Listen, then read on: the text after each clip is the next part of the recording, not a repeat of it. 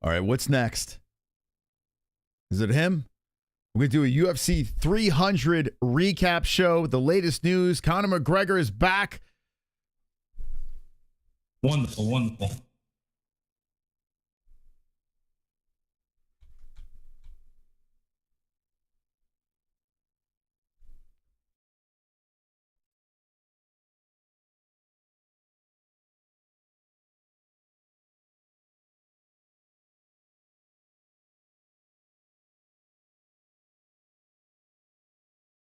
It's time for the MMA-Holes!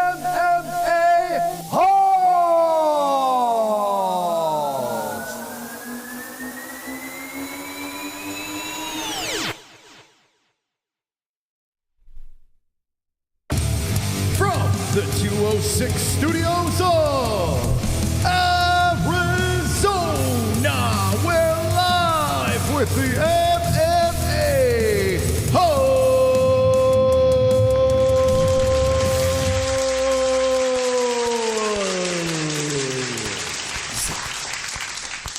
Wonderful, wonderful. What's going on, friends? My name is Chris Mystic Moss, King of the Dragons. I will be your host for the evening, talking about the UFC 300 spectacular that went down last Saturday night. We're going to be recapping the card. We're going to be doing all sorts of fun stuff. We'll even open up the phone lines.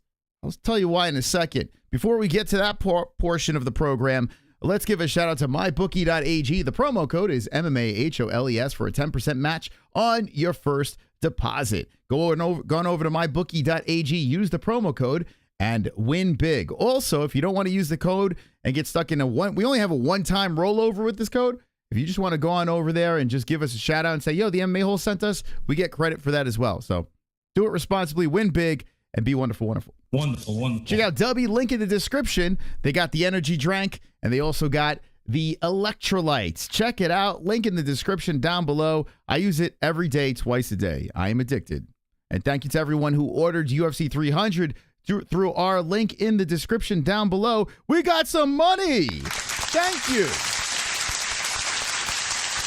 Thank you. Who doesn't love money, right? Thank you so much for ordering the link through our promo code down below. My bookie accepts my irresponsible wagers. They do, yes. So rough day at the office on Saturday night when it came to the bets, but predictions were okay. It just everywhere I put my money, it went poof. Jamal Hill got taken out by Alex Pereira, and Alex Pereira looks phenomenal. He looks so good, I put out a video that drove people nuts. Go check it out after this stream is done. And if you watch the video, let me know in the chat what you thought about it. People were going nuts over it, and I was delighted. It was one of my favorite videos to do because majority of the people did not even understand what I was trying to say. It's okay. It's all right. It's going to age very well, that video, and it's going to do wonders down the road when people open their eyes. Anyway, the event was very good. 300 was excellent. A very solid event. And then automatically, I was talking to some people at the gym today. Automatically, people were saying best card ever. We would have to sit and do a whole stream on that and see what exactly is the best card ever. To me, still, UFC 217 is one that really sticks out. But I will say this, UFC 300 is up there. It is definitely up there. If it's in your top 5, it would make sense. It was top to bottom, bangers. We had people that have been on the show that competed on this card. Some won, some lost. We'll talk about that in a second. But big bonuses, Max Holloway standing out. And that's a guy I do want to spend some time on tonight because I didn't do a video on that. So tonight, we'll be talking a lot of Blessed, taking out Justin Gaethje in a BMF fight, where the final sequence of that fight, get over here, Max Holloway pointing to the center was like one of the most goated moments ever.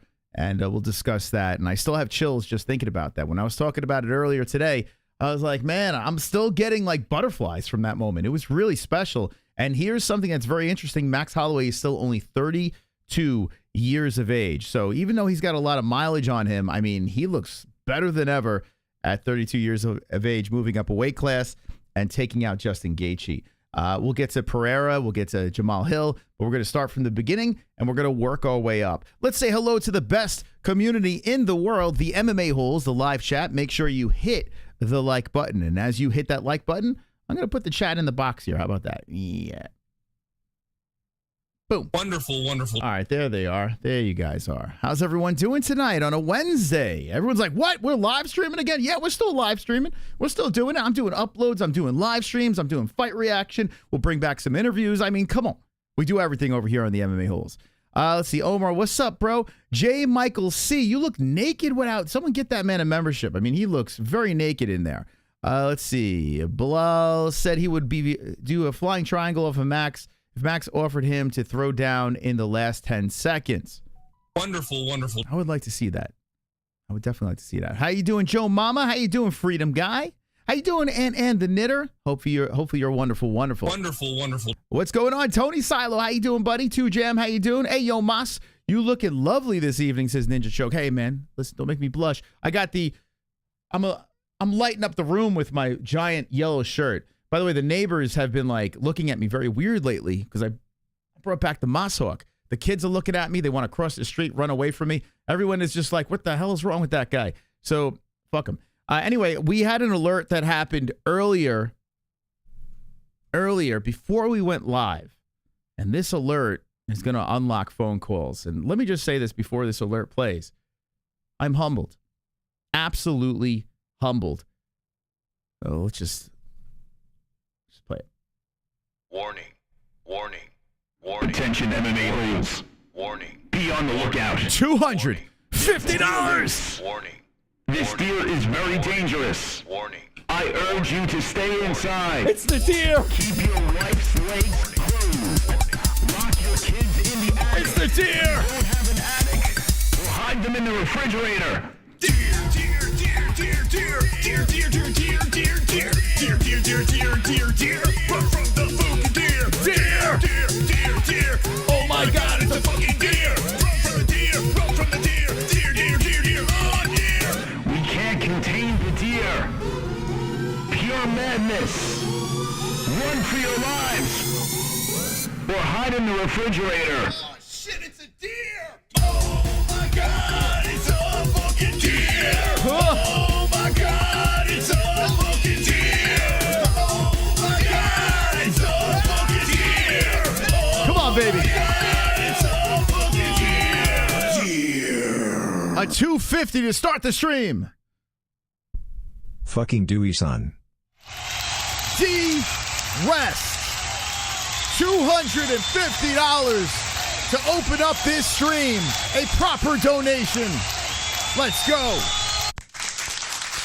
It feels good to be live again.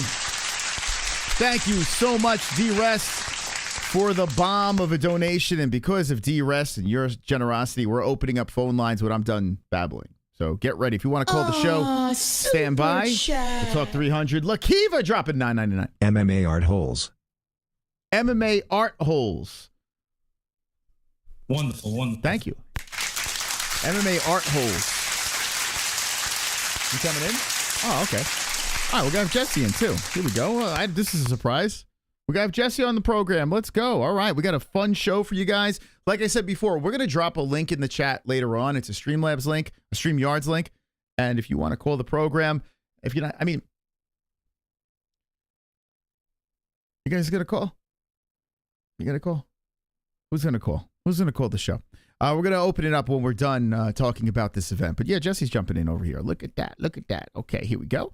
Alrighty. So there's Tom Aspinall in the background with his mean, glowing red eyes like a demon as Alex Pereira is walking in. And then that big stone head appeared. Well, that didn't happen. That was for artistic. Anyway, Pereira, who knocks out Jamal Hill in the first round, had a guy cage side at heavyweight. When it comes to Tom Aspinall, he's the interim champion. And with Alex Pereira getting a quick win, people are speculating, and he was asked, would you like to turn it around quickly and maybe save the Brazil card that's happening next? The big pay-per-view that's coming up. Well, it's not really a big pay-per-view. It's terrible. But the pay-per-view that's coming up next in Brazil, would you like to save that thing? And it seems like he's interested if he had the right dance partner, I'm sure the right bag of money, and his toe is hurt. If that's not too hurt, I mean, that would be something else. Could you imagine if Alex Pereira were to move up to heavyweight take on Tom Aspinall in a short notice fight to save a card and become a champion of 3 weight classes. Now, not simultaneous, but still 2 double champ status over there. That would be absolutely incredible. Wonderful. As Dana White would say, incredible. And welcome Jesse to the stream. How you doing, Jess?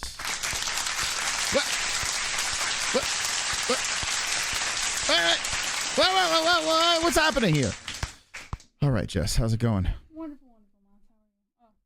Oh, there we go. Yeah, I don't turn your mic on I'm so until used to you hitting the mic now. I don't turn it on until you have your you have mic me, adjusted. You have me trained and then you switch it up on me. All right, so what do you think about this? Tom Aspinall, who's the interim champion. Yeah, I saw this meme, by the way. Someone made a meme on this. Oh, really? What was the meme? I don't know. It was like some caption, but it was this picture of him eyeing down Pereira. Yeah. So what do you think? I mean, it was a pretty cold look, and it's probably not going to happen next realistically. Mm-hmm. But could you imagine if UFC Brazil is headline, like if he swoops in and Tom Aspinall takes the call? Could you imagine? Yeah, I could imagine. Really? Yeah.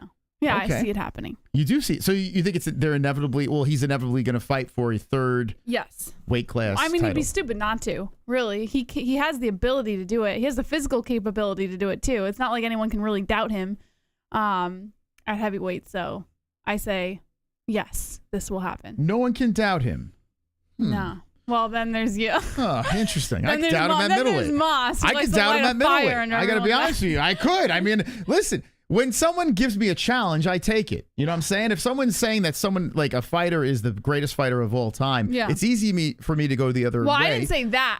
No, I'm just saying. Like, if people are saying like really crazy things about certain athletes, it's easy to go the other direction. I was talking to my mom on the night of the fights, and actually the day after the fights, I was talking to her about it, and I was like, I'm supposed to hate Alex technically because he's like the arch enemy of my favorite fighter. So technically, I'm supposed to hate him, but I just can't. It's impossible to hate him. And that's why I'm saying like it's difficult to doubt him because even as someone who's literally supposed to hate him, cannot hate him. I could not imagine why you would have any tremendous doubt over the guy. Like I let me just make this very clear. I don't hate him. I actually really like Pereira, and I hope he does win. Like I hope he does win. But by me saying that he will not, win a fight does not mean I hate him. Like that's fucking right. Yeah, weird. I guess that's 2 different things. It's weird, and the MMA community does not understand. And I'm glad you said that because a lot of people in the MMA community think if you say something negative about a fighter, you immediately hate them. And I just laughed my ass off. The last video that I made, I said nothing about hating Alex Pereira. In fact, I mean, Jesse watched it. Did you get that vibe that I hated Alex Pereira? I got the vibe that you were just trying to create controversy. I mean, maybe. But, I mean, no, I did not get the vibe that you hated him whatsoever. And at the end, you even said, what did you say? This isn't like a hate Alex video or something like that. Something along those lines. Don't quote me on that. But it was like something about that towards the end. Well, you want to laugh, Jesse? Sure. My video that was released before these knuckleheads put videos out, people ran with what I said, Jess. Mm-hmm. Okay. Look at this. Check this out over here. I got a couple of tags. I think Cushman was the guy, right? Chris Cushman? Good old my boy. Chris Cushman over here. Chris Cushman's my boy. Let's see if I can find it. Okay, here's one of them. Ready? Here's Daniel Cormier. Jamal Hill and I had a conversation yesterday. Okay. And we're talking about the fight and how it played out. Jamal says to me, what did you see, OG? And I told him what I thought. And then we kind of went back and we watched the fight a little bit and kind of talked through it. And I saw some things a little differently after watching it with him. He spoke about foot placement as a southpaw fight, the conventional fighter, the range and everything else. Here's where the issue, and I thought, okay, I don't know. Jamal's going through the process of losing. Let's see what happens. But then I run it by my cousins and my nephews, and my nephew had the same idea. I ran it by the MMA-Holes when I watched their video. They thought that Herb Dean made a mistake, Ben, because while we are all lost in the idea of Herb goes to step in, Alex puts his hand out, Herb steps back. Yeah. Oh, Jesse, I did a whole video on that. Oh, boy. Huh. Damn it. I did a whole video on that. Yikes. Interesting. This is not only a double champion of the UFC. Okay? This is not only a double champ. This is the color commentator, Jesse. Mm-hmm. That was there cage side for UFC 300. Stealing my I don't thoughts? know if he's stealing your thoughts. Did you see Daniel Cormier's reaction when Jamal got knocked out? Yeah. Then he waited to watch my video to have this opinion. So Joe Rogan and John Anik were like losing their fucking minds, and Daniel Cormier sat there with his head in his hands. So like, I'm not saying that he didn't steal your idea. I'm just saying like, give the guy the benefit of the doubt for just a second, because he was genuinely looking for a reason for Jamal Hill to have had that win. Stolen idea. So you're saying because Jamal Hill's black and he's black, he decided. Is that what you're saying? Jamal, I think Daniel Cormier was genuinely rooting for Jamal in that fight. Okay. What about Chael Sonnen? What do you think about Chael? Let's see what Chael had to say. We broke it down. And I kept watching it. Yeah, Chael. And you want to know what I finally saw? What'd you see, Chael? I finally saw something that I had never looked for. The entire time I watched Herb Dean, I looked back, I watched Alex, finish, I go back, I watched... And then I watched the MMA-Holes because I know you saw our video on Mike Goldberg. I know for a fact. I actually got a message that you saw it. So, Chael, tell me what you saw, Chael. What else did you see, Chael? What else, Chael? Chael, would you like to give a little credit, a little pat on the back? No. Why would I do that, right? And Alex, what I never looked for is what Jamal did. Have you? Yeah, I made a video. Chael, I made a video. You might have seen it. Chael. Have you looked to see what Jamal did? Because Pereira holds a hand and even says something to Herb. Stay back, I'm good. He says, and Herb, that was great communication. Herb was going to break the action to check on you. Sidibu Sai, how dare you take a person? I got a message from somebody, a very respected man in the business, who said that Chael complimented my video on Mike Goldberg. These are facts. I saw the message, by the way. All right? So you, who stole a fighter's name that's in the PFL, shut the fuck up. As the great Ilya Taporia would say, shut the fuck up. Shut the fuck up. Whoa, he just checked it. Right? Everybody's doing what they're supposed to be.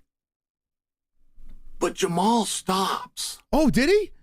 And not 100%, right? I mean, if this is an automobile, I'm not saying that he put it in park and got out of it, but he stops. He stopped doing what he was doing and started doing something else, which was to relax. And then he's go, okay.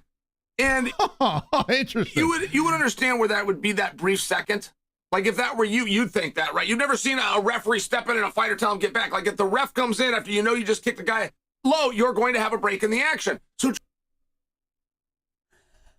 Jesse, could it be that people just literally took what I'm getting roasted in this video, and now we got now all of a sudden everyone agrees with you. Are starting to agree with me. This is weird, guys. Now let me I want to ask you, the chat, or the people that commented on that video, crying on that video. Now you got Daniel Cormier and you got Chael Sonnen after my video was released, backing me up. Either they're big fans of the MMA-Holes or I'm right. Or both. Jamal probably both. Probably. Begins that break in the action. Well, hold on a second.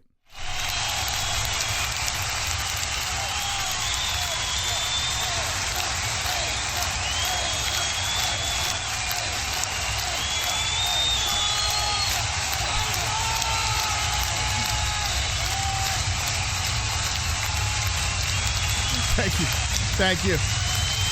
Please. Thank you. Please. Oh, guys, sit down, please. Wonderful. I mean, what the fuck? I don't need to play any more of that. Go watch my video if you want to see the first one to put that shit out there. Okay? And then watch the people. Look in the comment section, people crying. And I was telling people that were criticizing me for releasing that video, I'm like, watch. In about a year or two, people are going to find that video when Alex Pereira does eventually fall apart, because usually these athletes do fall apart. Usually they meet their match, they're past their prime, they start crumbling, and then everyone was like, were they a little overrated? And then they go, I've already said it, guys. It's done. It's said. It's in the video, the last one. Go run it back over there. That's enough. That's all I'm going to. I'm so proud of you, Mass. Thank you, Jess. Yeah, you should be. Yes. I am. The greatest. Wonderful. Undisputed, undefeated. Pale Monkey. I'm like depressed on a budget. He called it. I'm a broke pussy. Good times in Discord earlier. What? JBM, please don't kill me again. Last night gonna give me nightmares for life. Mose, sorry I killed you at the X-Film. Thought you were Jess. Thank you. Thank you. He's talking about our Gummy Gang stream over there where we played Helldivers 2. By the way, Chris Curtis, I know you're not buying the Star Wars game. Jump on over to Helldivers 2 with us, and we'll spread democracy. Thank you, Pale Monkey. Thank you, Lakiva, and thank you, D-Rest, for the $250 donation. Oh yeah, D-Rest. Oh, D-Rest is the best. Sugar daddy. That's right. I'm going to stroke him off after the stream. But listen, guys, if you want to support the show, hit the Streamlabs or the Super Chat. You can interrupt at any time. I will be opening up phone lines once I swiftly get through. I'm getting messages. Oh, this is Dan. You want to take this? Hold on a second. Or should we just answer after the stream? I'll take it. All right.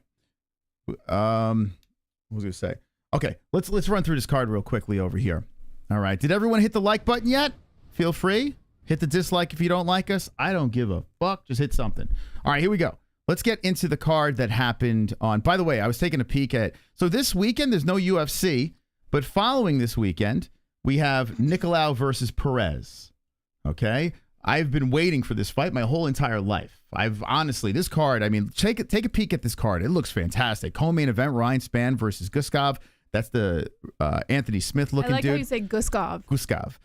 We got Ariel Lipsky is on the main card. She's pretty, but she's fucking horrible against Karine Silva. No, didn't you say her last fight she did well? No, she's fucking terrible. She's terrible. I don't even know. This girl does not belong on the UFC roster, but I will say this, she's easy on the eyes, so that helps. I was going to say, you know why they're keeping her. Yeah, she's fucking horrible. But anyway, yeah, here's the card over here. We're going to have fun with it. We're going to react to it. Hubbard versus Figlak. Invisible Woman versus Soz. I mean, this is really rough. But this weekend, this is the problem when you have cards that were as good as UFC 300, right? I mean, 300 was phenomenal. Yeah, how do you follow that? Yeah. And, you know, the fight's coming up with McGregor being announced, with Michael Chandler. By the way, my reaction, I reacted live after the event when Dana White dropped the news. Did you know this? I did not know that. I should have known that. Yeah. But I did Dana not. White dropped the news, and this is why we are the greatest show on YouTube, because we did a 8-hour fight reaction for 300. Then we hung with the viewers afterwards. We watched Dana White at the press conference, and he broke the news of Michael Chandler versus Conor McGregor. It's official. It's going down this summer in June. I take that back. I did know that. And I stroked off the Conor doll. It was fantastic. So, yeah, we'll talk about that as well. But look at this card over here. I mean, it was phenomenal. I feel a little bad for Sadiq Youssef. It looks like he's kind of a little bothered on social media. I mean, I would be bothered too. He got annihilated. You didn't see that fight. Sadiq got ran over. No, unfortunately, I was not here for that one. Yeah, we'll get to that fight in a second. But it's always weird when, you know, I don't know. You have to react to a buddy? Like, I like Sadiq. I do. I like him. And you can see him getting annihilated. It's rough. Game recognize game. When I saw a Chael Major comment, had to tag you thinking, oh boy. Also, damn it, next week sucks and 300 won a glorified fight night. Sorry, I'm not a sugar daddy for Nalmos and Jess. Well, hey, Sonosi, okay, listen. I forgive you. All the $2 add up. I appreciate you, man. And thank you for tagging us. Listen, if you ever see anything on social media that you think would be of interest to us, most of the time we do see it, but if we, tag us anyway, at the MMA-Holes. If we miss your DMs or something, listen, the DMs have been pretty lit up, and I got to be honest with you, I've been slacking on the DMs. So if I did not respond to you guys on DMs, might be better off hitting us on Discord or... I'll go respond to them. Yeah, you can go check them out. I'll respond to you guys. I don't know, yeah, because you guys send me a lot of clips. I can't watch all these clips. I'll do it. Oh, yeah, you know what? Instead of... Maybe you scroll through their clips. Yeah, I'll do it. Okay, so at the MMA-Holes, Jess will check out your stuff. But yeah, I'd rather have you just tag us like how Sonosi and Chris Cushman did on social media. It's easier for me because I could just scroll through and see it. To go through all the DMs, it gets a little rough. Let's see what else we got here.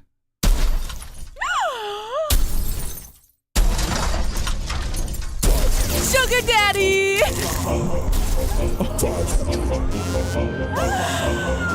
Oh my God! That's our sugar daddy, man. Who's the new sugar daddy? Oh my God. D-Rest. Bro. Woo! Death in the chat. Death. 500 MMA-Holes. 500 we dropped on the show. 500 bills in the My air. man. 500 shaking dairy, yeah. World domination, here we come. Here's 500 reasons why we crushed them bums. Greatest community in the world. Smoke that reefer, boys and girls. Sucking that green into my lungs. 500. The days to clean my buns. Hanging with fight buddies throughout the night. Watching UFC, enjoying some fights. Knockout submissions, decisions, and more. I want to rub MMA into my bones. Whoever dropped the 500 on the show, you're a legend. MMA-Hole. We are not worthy of the glorious D-Rest. Woo! 500.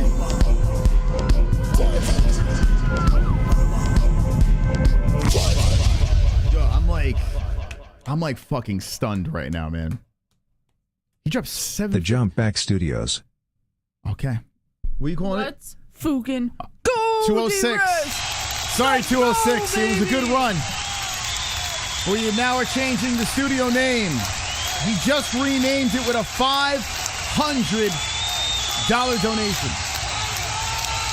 The 206 Studios will now be known as the Jump Back Studios of Arizona. Holy fucking hell, dude. Dude, D-Rest, man. Seriously, Yo. thank you so much, D-Rest. Super generous. We do need diapers, and that we could get. Well, a lot that of diapers with definitely that. pays for diapers. Fucking hell, dude. Dude, that's like super humbling, man. Super humbling. Yeah. Thank you so much, D-Rest, and everyone that has donated to our program to keep us going and flowing. Like I said, we're going to be opening up phone lines, and the best part of that donation was watching Sidibu Sai cry in the chat.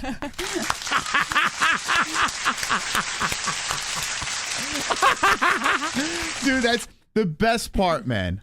I'm telling you, when people donate bombs and there's a fucking, like, there's like one Salty. incel in the chat that's like, I fucking hate these guys, and then like you support us like that, it is the greatest slap in the face to those motherfuckers. So thank you, my man. I appreciate that.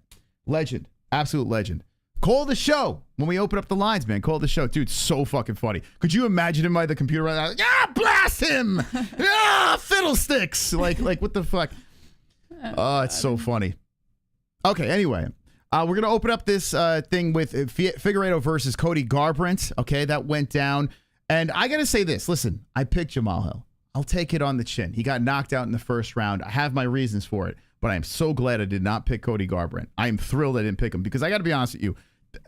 Like, he had a solid first round, but as I was watching that fight progress, I was like, you know what? That would have been a horrific pick. Deiveson Figueiredo looks very good at 135. Cody Garbrandt's still relatively young, but it's just like he's not it anymore. He's not him, you know? And he got finished. He got submitted in the second round, and Figueiredo looks like he can make a run. He really does. In a weight class that I think is the second best. I would go lightweight and I would go bantamweight. Bantamweight is very jacked of a weight class. And now with Figueiredo thrown in there too, let's go, baby. So I was very impressed. Are you surprised that Deiveson Figueiredo was able to move up and do this? Not at all. No. I remember, oh man, it's been a while since I saw Figueiredo fight.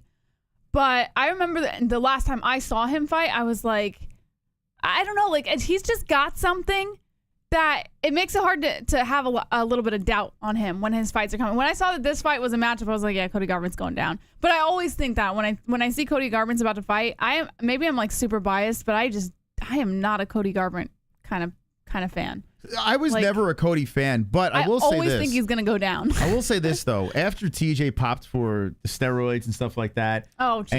And Cody that was dumped, so long ago. And Cody dumped that fucking like succubus of a wife. Like that wife was kind of cunty, and I didn't really know the whole relationship. Yeah, she seemed like kind of cunty, and you know the one thing I can't get with Cody is his eyebrows are better than most females, which is really awkward for me.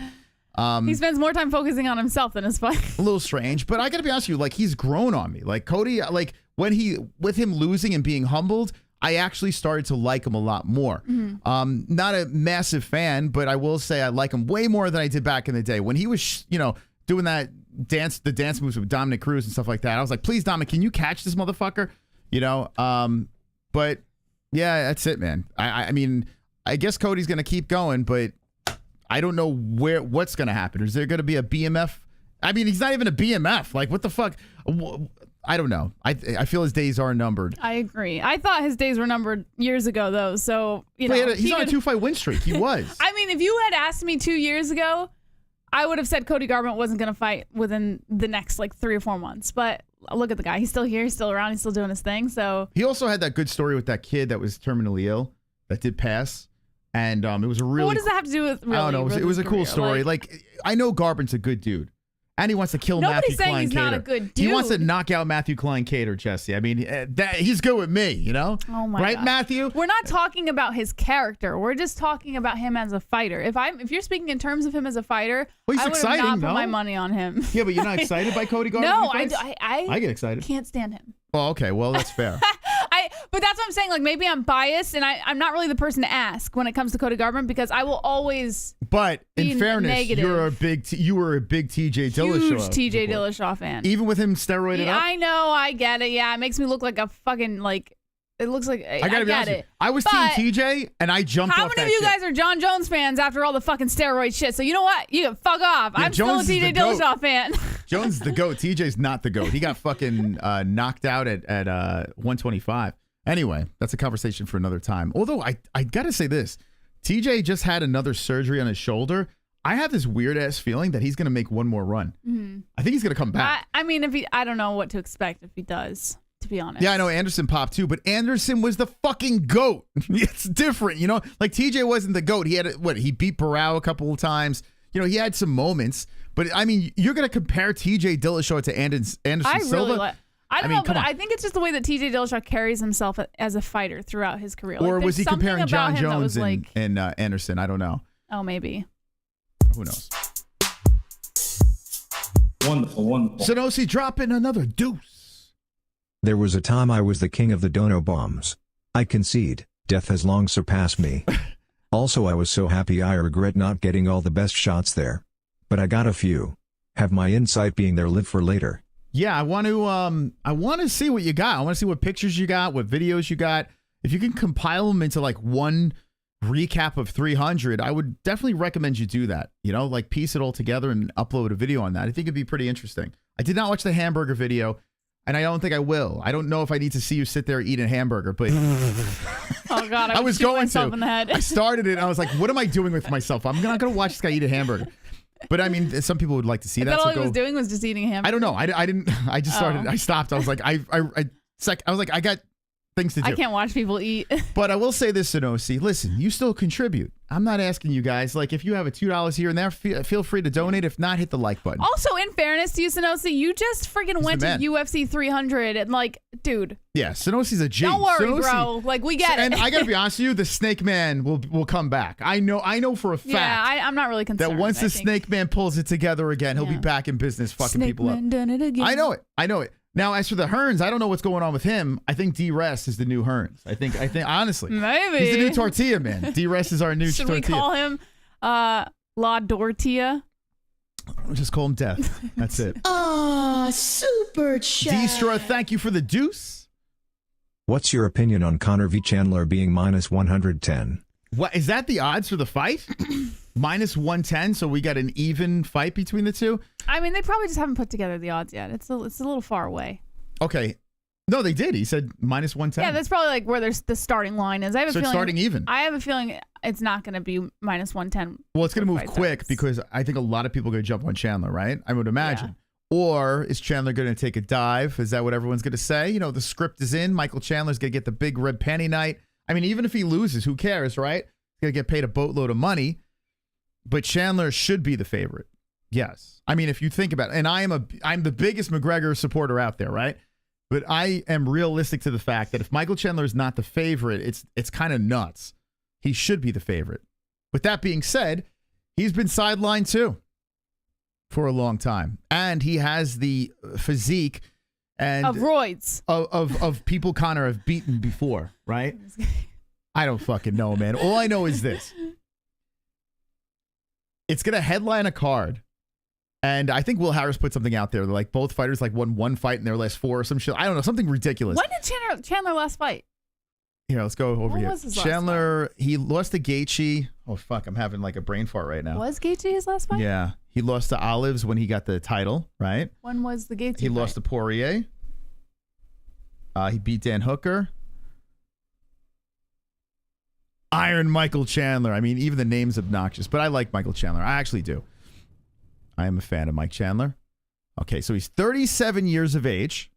Oh, the Poirier fight, yeah. Okay, so yeah, he got choked. Oh, that fight over there. Listen, let me just say this. He could have beat Dustin Poirier if he stuck to the grappling. He was murking Poirier in that first round. And honestly, almost finished him in that first round. Like Chandler was kicking his ass in that first round. If he stuck to the game plan instead of trying to entertain. Oh, and the front kick with Ferguson too. I forgot about that. If he stuck to the fucking game plan, Chandler would have mauled Poirier, but he didn't. He stood and bang, and Poirier just fucking took him out. With the Ferguson fight, I mean, if you think about this, Ferguson, best days behind him, but he gets that front kick. Ferguson actually had a pretty solid first round against Chandler. And I think what happened was Michael Chandler looked across the cage and says, hey, oh my God, I'm fighting Tony Ferguson. I think he kind of fanboyed a little bit in that first round, But then in the second round, the foot turned his face into a chicken nugget, and Tony Ferguson lost.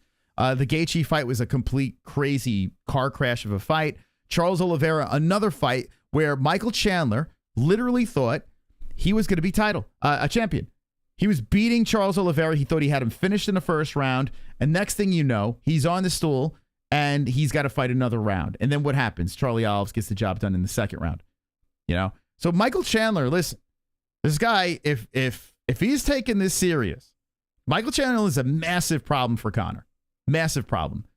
But we don't know. It's a coin flip. Do you think Conor's going to come back looking like he did with, what's his name?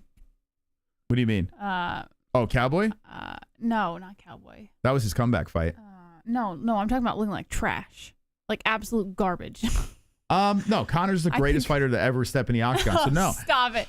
Seriously, like, I just have this, I mean, I'm sure everyone's probably thinking the same thing because he hasn't been in the cage in a while, but like, I'm just thinking he's going to come in and he's just going to look like hot trash. No. And then it's going to be he's 35 years old, Jesse. He's in his prime. It's going to be like a huge smack in the face to everyone who's been looking forward to this fight. So you think he's going to get run over? Because he's supposed to bring it back, right? He's supposed to bring the nostalgia back with him. And like, what if he comes back and just fucks everyone over with a poor performance? I mean, it's possible. I mean, think about this. When was the last time Conor won? He beat Cowboy. Was the last time he won? I really hope he knows what the fuck he's doing because, God, what a fucking miserable night that'll be. For who? For everybody. Not really. Not really. I mean, there will be people dancing on his grave if Conor gets run over by Michael Chandler.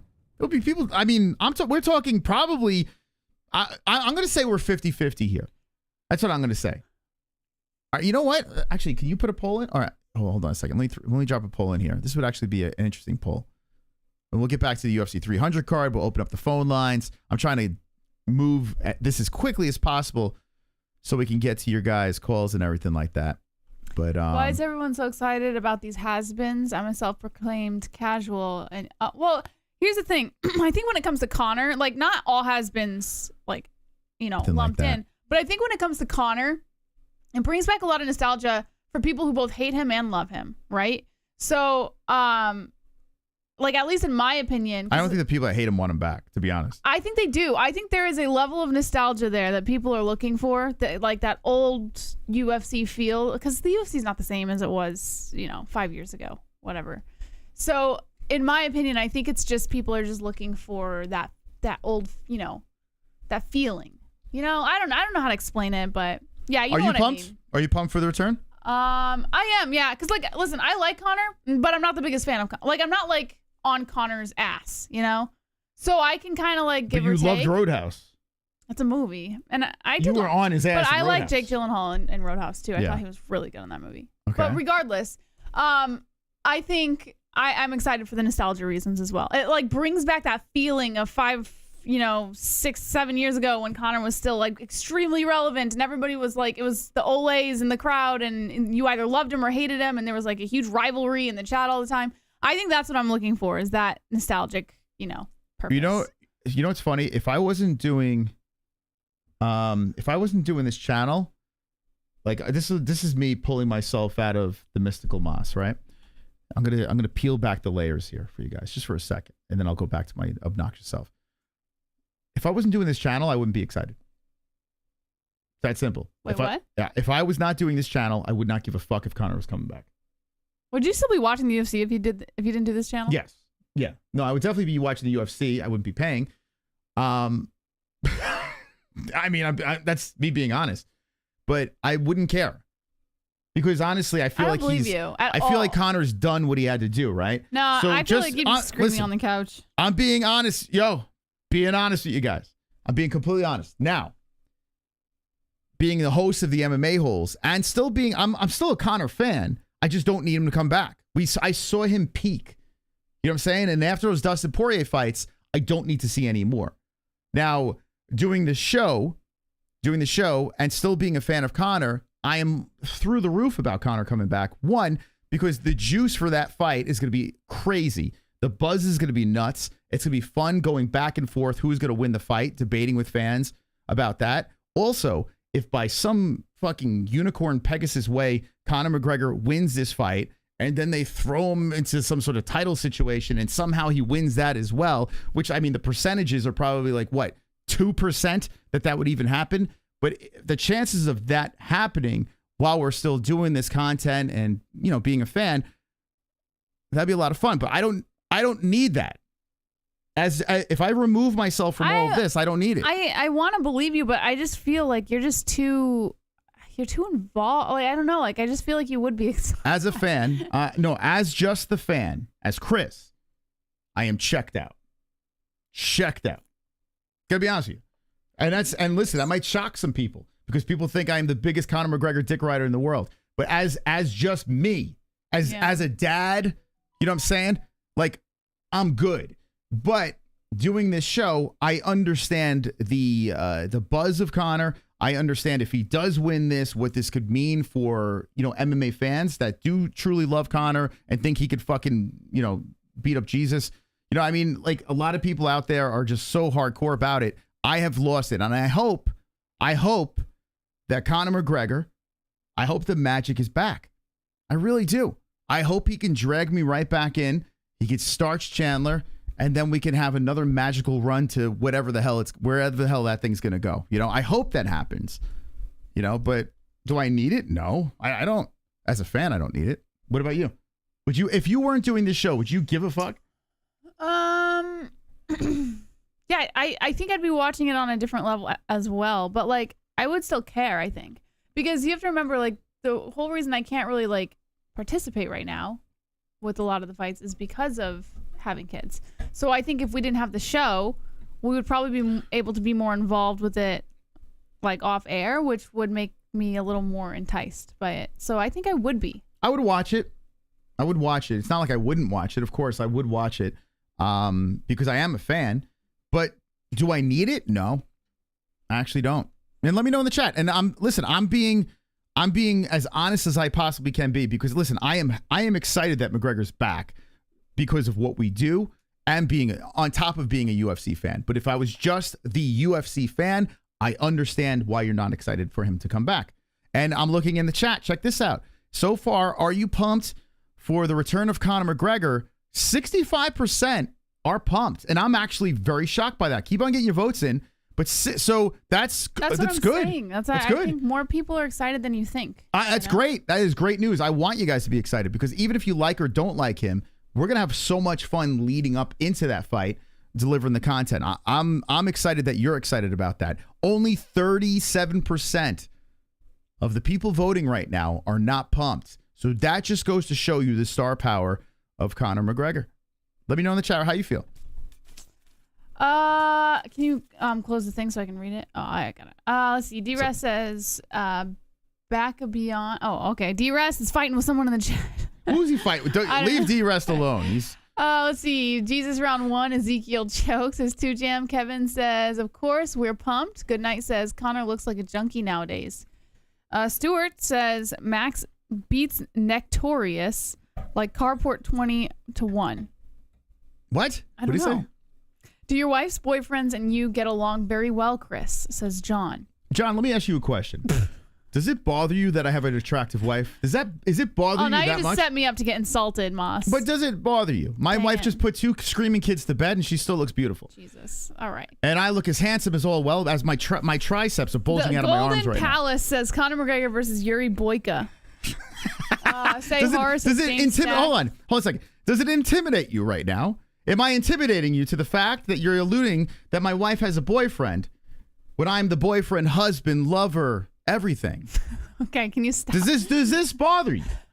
Because if it does, it makes me incredibly happy. There's other comments that they want to be read. sorry. Jeez. I'm sorry. Let me have the moment. All right, I'm Conor McCervix. Lou Dog says, I'm glad he's back for this fight with Chandler, then want to see him in the movies. Honestly, I could take both. You know, like, I think... Here's the thing, and it's kind of funny, like, I don't want to get into a whole movie review thing, but I will say this, because Moss had mentioned it when Roadhouse had originally come out and we watched it, that Conor makes, like, a good cheesy actor bad guy, you know? Like, he's one of those kinds of guys that, like, you could kind of watch him in the movie because he doesn't do terrible, you know? So I could take both.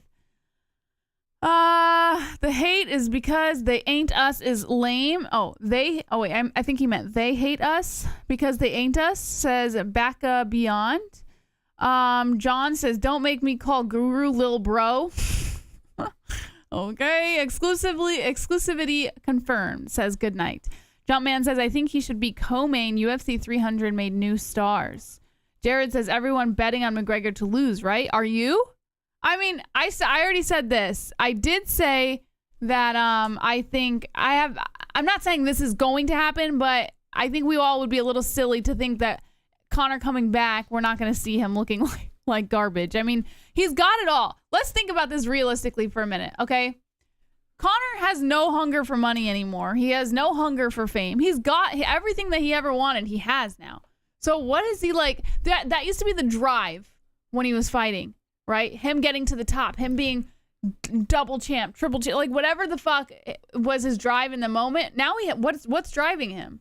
What's his what's he getting in there with on his mind to say this is the reason I'm going to win this fight? You know? I don't know anything that he has. Wait, so you don't think he's going to have the right mindset for this? He's got NASCAR locked in his cage. I think he's going to come in and try his best, but I don't think he has anything really, really driving him like he used to. I'm going to say this. Now, I don't like the fact that I'm cut off over here. Hold on a second. Let me try to do something. I'm going to say this. Right. Niall Flanagan. Is the hunger still there? Like, okay. That's been the question for the last, 4 or 5 years now, right? That's been the question. And it's a valid. And I think it's pretty valid. Yeah. Yeah. It's a valid question. Okay. We're good there. It is a valid question. Is the hunger still there, right? Because when you have an obnoxious amount of money, and Dana, the boss, has repetitively said that Conor doesn't need to be doing this. Would you want to be doing this? Would you rush back to the octagon when you have a Lamborghini yacht and all that stuff? It is a valid question. But I will say this. Conor McGregor is a very prideful man, and I think he's an extreme narcissist to the fact that I think he himself thinks that he could put himself in play to become a champion again. I truly believe that. But for what reason? Like, I don't know. Because he's a narcissist. And I think he doesn't want to go down. I mean, think about it. Think about this. The last time he fought, his leg was split in half. Now, if he left like that, it probably would be one of the only times where you can kind of get away with looking like a badass. Are they playing commercials during this stream? What the fuck? Why is it doing that? You guys getting commercials? A commercial just popped up. I didn't enable that. Anyway, Conor's situation, the way he grabbed the mic and says, your wife is in me DMs and all that stuff, he could have left the villain. I mean, that was like an iconic moment where he's there on the mat. His leg is split in half. Joe Rogan's sitting next to him. He's full evil man face there. And he gets on the mic and screams, your wife's in my DMs and all that stuff. It was a fucking badass G move. You know, when he was taken out in the stretcher and he was kind of like flipping everyone off. Like, it was just a complete heel moment. It would have been a perfect time to leave when you're past your prime. We've seen so many guys retire, getting their shit pushed in to the point where it just sad. Tony Ferguson, right? I mean, it's really? BJ Penn, like all these fucking guys. You right? had to attack Tony. Moss. I was reading the chat. Really, I'm calling Conor Moss, which we're kind of the same person. Conor leaving that arena with a split leg in half would have been a perfect exit to a guy on I disagree. A guy on the decline. Okay, but I think he wants to leave on a win. I think this guy wants to leave, with the crowd cheering, the fucking Irish flag over the shoulder, and hopefully a gold belt over his shoulder as well, right? Well, I saw someone in the chat, and forgive me, I forgot who said it. I literally just saw it saying something about Conor getting a stake of the UFC. I mean, maybe that's the reason he tried. Maybe that's the drive. Yeah, he doesn't have a stake. He tried that already. That's not happening. Maybe it's still underway. How do we know? I mean, it's not. I don't think it's anywhere close. This guy is an employee. That's all. He's still that. No matter how much money Conor has, the guy's under contract to fight in the UFC. So he's got to fight out 2 fights left? I don't know. Yeah, I think it's something like that. 2 or 3 fights left, or just retire, right? So we'll see. If he gets flatlined by fucking Michael Chandler, I've got to be honest with you. I think he would say, "Hey, UFC, can you just let me go? I want to go boxing or some shit." And I think the UFC would eventually do the right thing for him. I don't think they would hold him hostage, even though they have kind of with the whole COVID situation. I think in this scenario, if he shows up and gets destroyed by Chandler, I think they would do the right thing and let him go. But anyway, let me know in the chat what you guys think. I want to get back to the 300 card and open the phone lines. Paul says McGregor is barely a draw anymore. I highly disagree. Have you seen the pulse? Yeah, it's still over. Yo, you can try to get as many troll accounts as you want, but I mean, the poll is still 56 to 44%. And what do we got? 99 in there in the votes. Keep voting, guys. I'm curious. I think it's still going to be over 500 people in favor of McGregor, but it should be 50-50, I think. King Tech says, I think the UFC is partially to blame too. They are milking a cow that has dried out almost completely. They will get the last drop until Chandler makes Conor and the UFC regret that decision. They are milking him, and the biggest mistake the UFC made was not let him fight in the Apex during the pandemic. That was, I don't know why they shelved him there, and then they shelved him. Conor? Yeah, they shelved him. Like, there was problems because they wanted. I remember. Yeah. They wanted Conor. They said, no, we can't have Conor McGregor show back up in the Apex during the pandemic. Well, honestly, right? I get what you're saying, but I also understand why the UFC chose to do that. Like, I think that because Conor's a big draw. Like, they fucked up. I don't know. It would have been silly to bring him into the Apex. But look what happened. They didn't bring him back at all. So instead of bringing him back in the Apex where he could have fought, they didn't bring him back, and then years passed. But then you wouldn't be getting this fight because he would have just fought out his contract. He would have. No, he would have. Like, you're telling me he would have re-signed after fighting? 100%. Yeah, 100%. I don't know about They that. should have never shelved him in the Apex. It was a big, big mistake. Big mistake. Because it opened up the door for Roadhouse, do movies, Lamborghini yachts, fuck whales in bathrooms. Like all this shit never would have happened. Yeah. Well, that's not true. It probably would have happened. I mean, it would have happened, but it would have been when he was retired instead of when he could have potentially came back, So the UFC fucked up there. They done fucked up there. But regardless, McGregor's back. There's really not much more to say about this. You could say who you think is going to win or lose as the fight gets closer, which, guys, it's not far away. It's in June, for God's sakes. So we are very close to breaking this thing down as the lines start shifting and the buzz starts coming. I mean, listen, are we going to be talking about this card? Wait, hold on. The card that's coming up in 2 weeks? That fucking fight night? Of course, we're going to be talking about McGregor, most likely. But anyway, let's finish up this 300 thing. We only got one fight in, but we'll swiftly go through this. Yo, fucking Jim Miller. Can you retire, bro? Like, I mean, listen.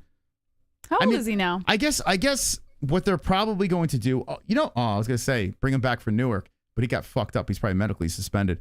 Bobby Green just battered this man. Oh, really? Battered this guy. It's such a shame that I missed the freaking prelims, man. Yeah. It's pretty messed up. I feel like some of the greatest fights are on the prelims. I don't know. I'm happy for Bobby Green for getting the win, but geez, that looked really bad. You know what? Maybe Jim, I mean, what do you guys think? He's 40 years old. It's at UFC 300. I know it's not your finest performance, but why not, Jim? Utilize the 300 moment, steal the crowd back over, put the gloves down, and, take your final bow. What are we doing? But would you care? Well, what's going to happen? Jim Miller's going to retire. Well, think about this. The guy's got to support his family, man. So if Jim, come on. He'll be all right. Didn't Dana White say? He'll be all right. Didn't Dana White say he's a multimillionaire? I think Dana White on record recently said that Jim Miller, which is kind of crazy. But how does he know? Dana White said that. These are words that came out of the boss's mouth. But anyway, so what is Jim Miller going to do? Fight a can and fucking lay down the gloves of the Apex? You know what I'm saying? Like, I mean, just retire. I don't know. He's not going to come back for Newark because he's medically suspended. I agree. You did make a good point, King Tech. What did he say? With regard to Conor, the whole Conor. What did they say? No, I had read it, and you responded to it before. Okay. I'm just agreeing with him in the chat. Forget what I'm saying. Anyway, I don't know. It would have been a nice moment for Jim to retire. I don't know what more you need to see from him. Good for Bobby Green getting back into the win column. Bobby's always fun. He's like Black Diaz. That's what he is. This dude he's a Black Diaz brother right here. I want to know, honestly. I got to be honest with you. I think he's related because he's starting to walk even more like the Diaz brothers. His fucking lower, like his mouth is turning into the Diaz brother mouth. Like it's really fucking weird. like I don't know what the fuck. Does he Bobby talk Green like them yet? He's doing the weirdest Nate Diaz impersonation, but he can still fucking bang, man. This guy can still sling that glove around. Yeah. And hopefully maybe one day he'll fight for a BMF or something. I don't fucking know, but good for Bobby Green, bad for Jim Miller.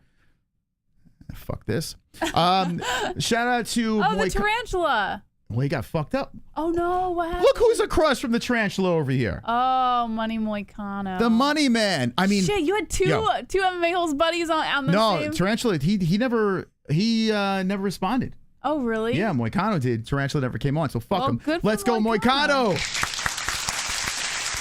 Listen, Renato Moicano is one of the good guys out there. You see what you see, but just speaking through DMs with him briefly, back and forth when we were booking him for the show, and I'll never forget when I put a comment on his YouTube channel and say, hey, we got a collab, and then he followed us on Instagram.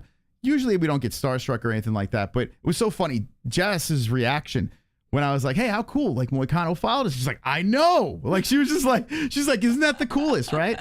So listen, I like Moicano a lot. Not only am I a fan, but I loved having him on the show. And listen, I want to root for this guy so hard. How could you not? Even if he doesn't do well in the fight, if he just gets his hand raised and gets the mic in front of him, he knocks it out of the park. He did it again, and he's on Fox News. He's all over the fucking place right now. So Moicano is on fire. This guy over here needs a real fight. He was calling out Benny Dariush. Poor Dariush. I love Dariush. Dariush is on the knock. Like, Dariush is just looking to get fucked up in every fight. Like, I feel crazy. like Dariush is like the little puppy dog that, like, the poor little guy. Yeah. Benny's he's so good. He's so good. No, he's not. He is. No, give him his credit. Give him his credit. He is very good. But I feel bad for him. I feel like he's just kind of gotten the short end of the... God, what is it that Moss? The short stick? Is that what short it is? end of the stick? The short stick of the end. The short stick of the... You know what I'm saying? Did Moicano do Ariel? I don't know. Let me see. I didn't watching Ariel. Yeah, we are like literally Ariel clean for many months now. The only time we listen. Every once in a while, I'll pop on an Ariel. Really? Every so often. Disgrazia! Imagine I just fucking back. Imagine I just fucking go like, I just fucking backhand her. Yeah. That'll go viral, right? Disgruntled host knocks out his wife co-host because she watches Ariel Helwani. Clip it. All right, so Jedi, he's the biggest Ariel dick sucker on Twitter. If you want to get the clips, he's good. No, he's good, man. Did he have money on? Michael Chandler. Oh, you want to hear Chandler? Fuck, we're going back to this shit again. God, well, Chandler said a lot, huh?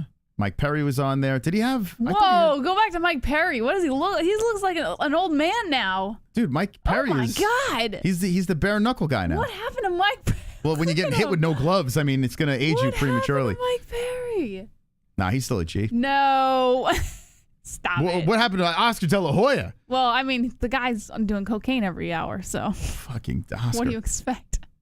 All right, what else we got? Yuri. Bo Nickel, no thanks. Oh my God. Ilya Taporia. Did he have Moicano on? I thought he did. I'm just going to go with the solid no.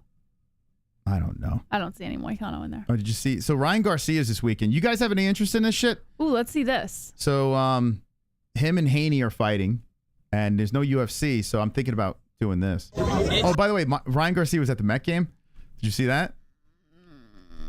I did not see that. Ryan. He's a Mets fan? No, but watch this. Why was he in a Mets? It's actually pretty funny. Yo, let's go Mets to sweep the Pirates. Rangers going to win the Stanley Cup. Mets going to win the World Series. Giants going to get Bill Belichick. All right, here we go. Oh my God, this guy. This guy. I tell you what. All right. What is going on? Am I crazy? We're going to get back to 300. Don't worry, but I got, my mind's everywhere. I want Ryan Garcia to beat Haney. Am I the only one? Why? I love the fact that this guy is a lunatic. I love he's so unhinged. The dude is wild, man. If you look at his Twitter, like this dude is, or X, he's a fucking off his rocker. And most of the chat knows this already. And when you hear him here too, like, I need this guy to win. I don't give a shit about Devin Haney. I couldn't give a fuck about him. I haven't even watched Devin Haney fight. I don't think I've seen one fight of his. I know he's very good. Haven't seen him fight. But Garcia, who I think is going to lose, he's probably going to lose, but still, I hope he wins. I do. I'm in for it. Listen to this. So guys, the Mets just wasted 3 hours of our life to say at the end, we can't throw the pitch for whatever reason. There was no reason. There was no reason. And they kicked us out for no reason. So everybody, I'm personally going to say, fuck the Mets. Don't ever go to a fucking Mets game again. Fuck the Mets. Oh, God. Wait, what? Throw the pitch? So I guess he was supposed to throw the first pitch. Apparently he wasn't, Moss. Apparently maybe he wasn't invited and just showed up. He assumed he was going to do it. Do you know who I am? The Mets, Mr. Met's like, that's no, probably I don't. Exactly what happened. No fucking idea. You think that's what happened? Guys, the Mets just wasted 3 hours of our life to say at the end, we can't throw the pitch. Oh, that's probably what happened. He was in New York promoting it. They're fighting at the Barclay. So they probably just showed up at Citi Field. And we're like, hey, we're going to throw the first pitch. Even though the Mets probably never invited them to throw the first pitch. Please let that be the story. Oh, my God. That's so funny. Guaranteed. Oh, my God. The Mets probably don't give a fuck. All right. No, I'm sure they didn't. They kicked him out. Who the fuck are you? That's so funny. The Mets were like, who the fuck is that guy? Anyway, shout out to Moicano. I can't wait. What do you guys think is next for Renato Moicano? Because we didn't, what's next? So what would you say? Let's look at the rankings real quick. And we will open up the phone lines as well. Yeah, the first pitch at the end of the game, like, that doesn't even make sense. He showed up after the game. They won't let me throw out the first pitch. Too late. What am I doing? He's just waiting here? through the whole game. All right, Moicano. Oh, I'm in the wrong weight class. Money is Moicano. So he's sitting at number 10, up 3 spots, right under Max Holloway at 9. Ooh. I'll tell you what, that Max Holloway fight, man. Yeah, we're going to get to that. That was beautiful. How about Fiziev? Not the Diamond. Diamond's fighting for the belts. Garbrandt? I wonder if he would fight. I wonder if he would fight Oliveira. Brazil and Brazil. I mean, I guess you would. Pretty big right? leap, Moss. I know, but I'm saying I wonder if you would fight him. I mean, that is you're right. I don't that see is why a big he leap. wouldn't. He would. He'd fight anybody. Dariush makes sense. God, Garbrandt. I would love to see Moicano beat Garbrandt, but I don't know. Can we just get rid of Garbrandt?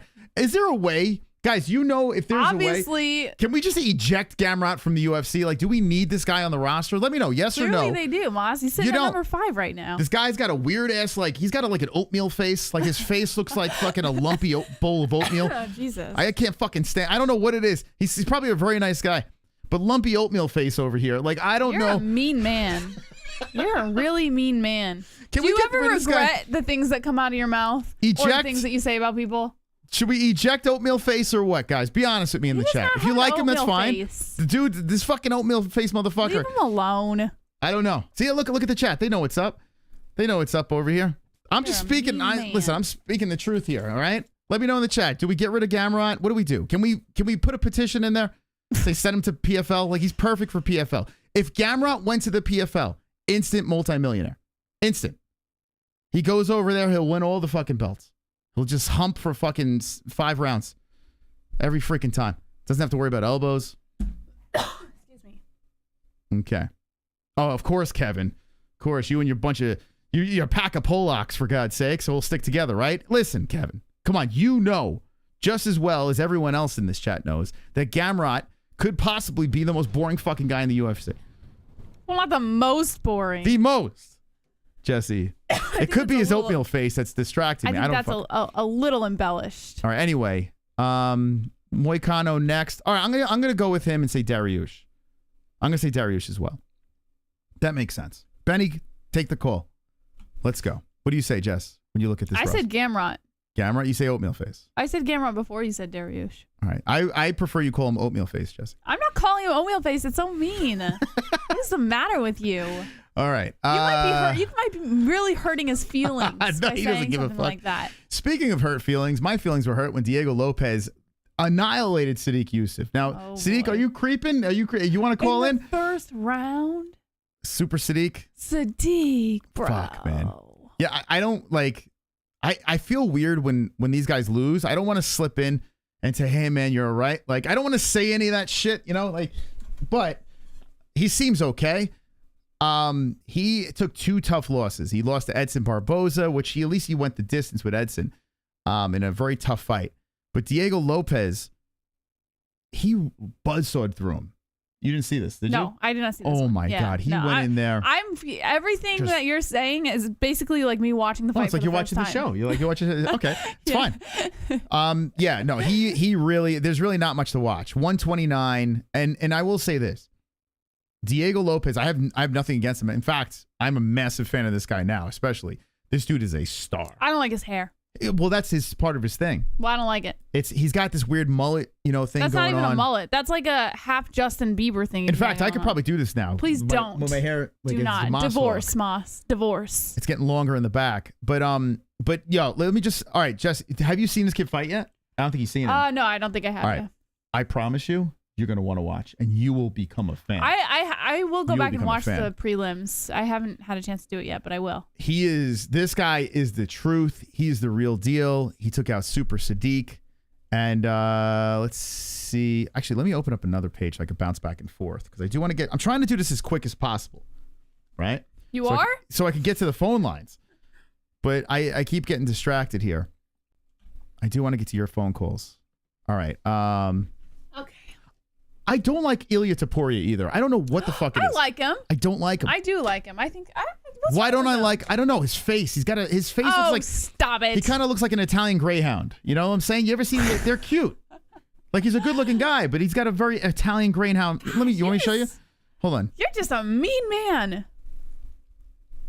Although I did just say I don't like the last fighter's hair, so I guess. Listen, it's not an insult. An Italian greyhound is a cute animal. No. But his face, I don't see it. Kind of has a very, how do you say? If anyone in the Discord could put this together, like, that is Ilia Topuria. That's him. By the way, adorable dogs. So it's not called him a dog. I mean, I don't know. I see this guy. I see Italian greyhound. I don't know why. Right? Doesn't he like? Come on, bro, Jonathan. I'm totally off topic, but maple oatmeal. My God. Maple Garbrandt face, you're saying? Maple and brown sugar oatmeal. All right. Anyway, why am I on Topuria? Okay, so let's see. Diego Lopez has bursted in 14. So Sadiq is still ranked. He dropped 2 spots, sitting at number 2. Diego Lopez at 14 right now. A lot of movement at 145. And this weight class could turn around with a guy like Diego Lopez. He could make things very interesting. Wow. Edson's moving up. All right, I'll say it. Ready, guys? Diego Lopez against Bryce Mitchell. Oh, get the fuck out The of here. dude that just got... Do you really want to see that? Yes. Oh, he just got annihilated. Yes, Get the fuck out of here. Give me this. I'll be happily out for that fight. Listen, this guy just got annihilated by Josh Emmett. He just got annihilated. He's not moving up. I can't stomach Bryce Mitchell, man. He is not moving up. No, so then you should want to see this fight. I cannot stomach Bryce Mitchell. Wait, hold on a second. So who would you want to see him fight? Not Bryce Mitchell. What? Well, all right, so who? I'm good. Okay. All right, so who's next for Bryce Mitchell? I don't know. I have no clue. Not one clue. But I don't care. He's not moving either. up. Bryce got to go back. Although, didn't he step in on short notice? Down. Hold on a second.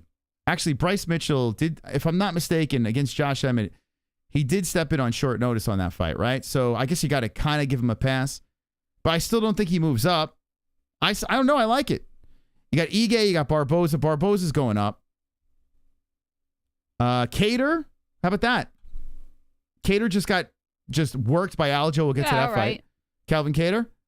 By the way, Cater looked like trash. I'd be fine if he retired too. He looked horrible. God damn. This is like the night of just annihilating fighters. I gotta be honest with you. This card triggered me.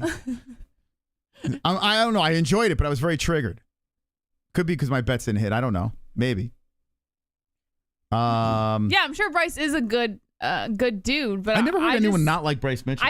There's something about, I just can't like. He's too conservative? No, I don't give a fuck about his political views or anything like that. Like, that doesn't bother me at all. I'm saying, like, there's just something about him that I'm just like. What don't you like? I just can't listen. You gotta save the fruit trees? It's like the hairs on the back of your neck just stand up, when you listen to him talk. The earth is flat, Jesse, And the fruit cheese or fruit cheese. I got fruit cheese, Jesse. Hold on a second here. No, please don't. Hold on a second. Now you're gonna make me do it. Hold on. Read the chat. I'll be right back. No. I don't need to. I don't even want to look at his face. Like, Jesse, read the chat and I'll be right back. Hold on a second. Give me a second. He seems like a very nice man, and he seems like he could be a very down to earth guy. But like, so what do you not like about him? I can't listen to the guy. I just can't. You can't listen to Bryce Mitchell.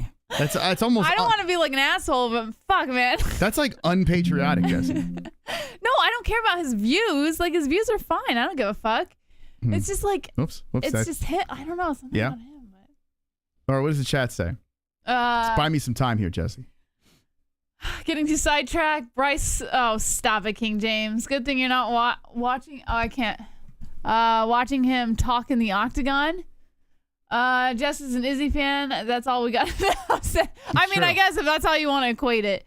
He almost tore his nuts off with a screwdriver. Respect. Oh, get the fuck out of here with this guy. What? You know what it is? I look at his face and it reminds me of a baby. What I feel like I'm looking at a baby face. Babies are adorable. They're cute. But it's not a cute baby, but it's hard to explain. I don't know. There's something like, I don't want to be an asshole. Like, he does seem like a very nice guy, you know? Mm-hmm. He is a very nice guy, Jesse. In fact, he's here tonight. Yeah. Did you know that Bryce Mitchell is here tonight, Jesse? Well, I do now. Hold on a second. A producer would be nice for this. Yeah, D-Straw. You know what I'm talking about? Like, and that's fine. You know, it's just his look. It's not like he's in control of that. You know, it's just, I don't know. It's just something very annoying. That's right, Jesse. Why don't you like me, Jesse? Huh? Please stop. Good.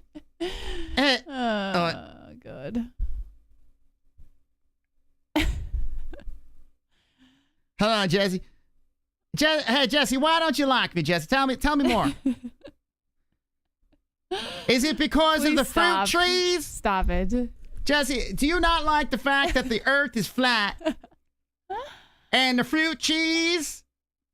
The fruit trees. Huh? Yeah. I just got knocked out viciously, and then I got to listen to you say these horrible things about me, Jesse. It's not that horrible. I didn't say you're a bad person. You said I look like a baby. Well, you do. You do look like a baby. I don't look like a baby, Jesse. I look like a Bryce Mitchell, a gun-toting American. Your eyes are like almost as big as your head. I got baby blue eyes. And they look like baby. Like America, you look like motherfucker. Baby. America. Me on the flat earth, shooting bullets in the air, Jesse. Mm-hmm. You know? All right. Have you ever running over liberals with my truck? I don't care about your political beliefs. I like to run over the liberals with my tractor, Jesse. Gosh. I like to mow them down like the filthy scum that they are. They're trying to take away my guns, Jesse. I don't think anyone's trying to take away your gun. They're all trying to take. I get in the cage, they take my gun out of my pocket, Jesse. Yeah. And I'm like, I'm just trying to go into the octagon. Pocket? The octagon, Jesse. I got to go into the octagon. The octagon? I brought my Bible in there, Jesse. Did you say octagon? Yeah, in the octagon. What is an octagon? It's the shape that's in the math, system and shit. You mean octagon? No, the octagon, Jesse. What is an octagon? Do you know, Jesse? Yeah. That the government is trying to do all crazy things to us. They're trying to suppress us. They're trying to take away our weapons and our rights to bear arms, Jesse. Well, I'm trying to protect my fucking fruit trees, baby. I mean, I'm not going to get into politics with you. I'm getting angry right now, Jesse. Look at my teeth. I get fucking pissed off right now, Jesse. Yeah. All I want to do. Hey. What? Are you a fan of me now? No. No? Why not? I don't know. I got to be honest. I just can't listen to you at all. Do you believe in Jesus? I do. The Lord and Savior, Jesus Christ? Yes. The man who made the flat earth that we walk on? Yes. Well, but right not a flat earth. Right I mean, on, it's baby. round, That's but... right. Give me some sugar, baby. All right, pass. Jesse, I got to get out of here, okay? Get Do you out like of here. me better now? No. But thank you for trying. I appreciate the Listen, effort. if you find that filthy bitch that took out my fruit trees, just give me a holler, all right? Well, you already hollered her a whole information out to the whole world, so what do you care? All right, Jesse. Thank you very much. And subscribe to the MMA-Holes, all right? They're good at what they do. Yeah. And this little cunt over here that don't like me anymore, I'll tell you what, she can go kick rocks, okay? All right, thank you. See you later. Jesus. Oh, my God. He called me a cunt, Moss. Did Bryce Mitchell just call you a cunt? He called me a cunt. Oh, my God. It's awful. Thank you, Bryce. Wow. Kayla Harrison made her debut against Holly Holm in the UFC and destroyed her in the second round. Holly looked very old, and I was very nervous. I picked Holm. I hoped that. Thank you, D-Straw. Thank you for becoming a member. Thank you for becoming a member. Thank you, D-Straw. Octagon. The Octagon. Wait, hold on. Whoa, are you Bryce Mitchell? I don't know Where what just did that happened. come It's like I got possessed. Oh my God. I got possessed by a retard. This is The nuts. Octagon. The Octagon. Yeah, so Holly Holm, I was very nervous when she entered the Octagon. Mm-hmm. I noticed that she had the old ass. If she showed up with the good gluteus Oh, I maximus, didn't see it.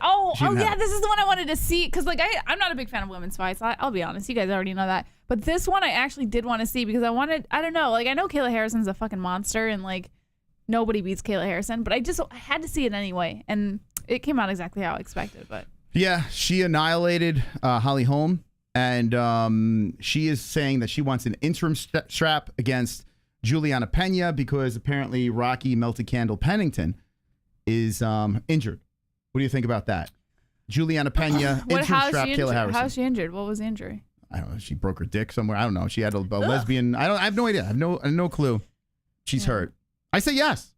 All right, I'll say yes. Listen, Kayla Harrison could do good things. Wasn't there a time when Dana White said Kayla Harrison was never going to be in the UFC? Wasn't there a time when he was saying that? He said there was going to be no women's MMA in the UFC. No, when he was talking about Kayla, he was asked about Kayla Harrison at one point. I remember this interview, and he was like very adamant about her not being in the UFC, and now all of a sudden she's in the UFC. I don't know about that, but I don't know. Anyway, I think it's good. I think it's good for women's MMA. She looked good at 135. Is it though? Because she just annihilates everyone in her path. That's what I want. It's not like there's really any competition. Good. Let's get it over with. Like, rip the Band-Aid off. Get the girls in there, get them out. You know what I'm saying? We don't need to be saying three-round decisions. We need Kayla to go in there and annihilate these fucking train wrecks, the train wreck of a roster, right? Is it because she could never make weight waffles? Is that why? I do remember him saying something about, like, he was just not thrilled with her, but now all of a sudden she's like the next big thing in women's MMA. What is a weight waffle? What is that? No, waffles said because she could never make weight. I thought you said she can't make weight waffles. I'm well, like, wow, that sounds delicious. Anyway, I like Kayla. What do you guys think in the chat? Are you down with Kayla Harrison? What do you think is next for her? Should she fight for an interim title? I say speed up the process. It's not like the weight class is like, going, who cares, right? I mean, who gives a shit? Aljamain Sterling gets the job done over Cater, and he finds a way to completely put us all to sleep during a UFC 300 event. I am so glad I missed this fight. Now, listen, I understand the game plan. I understand. You just go in there, get your hand raised. You're moving up a weight class. Totally get it. You just got knocked out in your last fight, losing the belt. So I understand it. But if that is the approach, then don't have this fight on the card. You know what I'm saying? Mm-hmm. Like, put this somewhere else. It did not need to be on UFC 300. And by the way, shout out to Calvin Kattar for just not even showing up. And it could be a testament to how good Aljamain Sterling was that night. Aljamain could backpack his way right up the rankings at 145. He could. I gotta be honest, man. It may not be fun, but he could. And listen, I'm not here to like shit all over Aljo because, listen, he seems like a very nice guy. We got a chance to meet him. He was, seems very genuine. But fuck, ever since what was it that we watched where he just fucking laid on him the entire time? Who was it, Moss? Help me out. It's been a while. Did he laid on? Fuck, who was it? Henry? Was it? No, it wasn't Cejudo. I mean, he actually's had some pretty exciting fights. Petr Yan. When he laid on him the entire fucking fucking fight, and he just laid there. He didn't even do anything. He just ever since that fight, I have had no interest in watching Aljo fight. But think about this, right? Yan, and honestly, you could make an argument that Yan won that fight. I know. Yeah. So Jan, I kind of think has Aljo's number. I really do. I agree.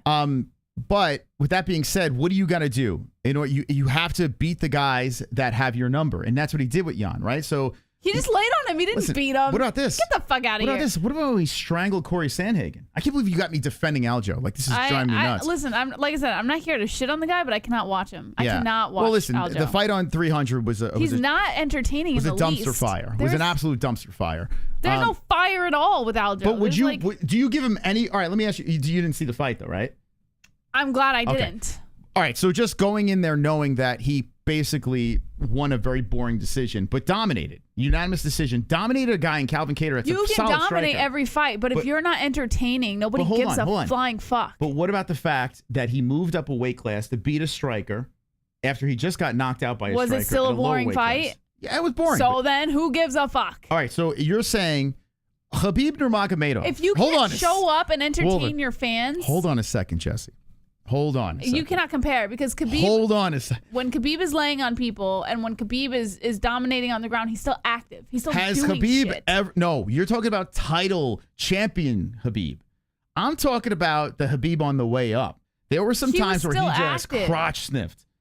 Every ground fighter has their moments where they're just like super boring. And even Khabib has had those moments where he's just super fucking boring. But every fucking fight, Moss. Not every fight. Hold on. Let's go down Aljamain's resume. Every fight since Let's go down his resume. It's not every fight. It's not. Extremely boring. The fight against O'Malley was decent. It was okay. That wasn't a bad fight. He got smoked in the fucking second round. The Henry Cejudo fight was annoying. Yes, because he did fucking keep grounding himself. Hold on. What the why is everything sticking? Listen. I mean, this is the thing with Aljo. It's not every. I feel like it does sound like I am just completely. It's not every fight, though. It's not. Listen. Well, it certainly feels like.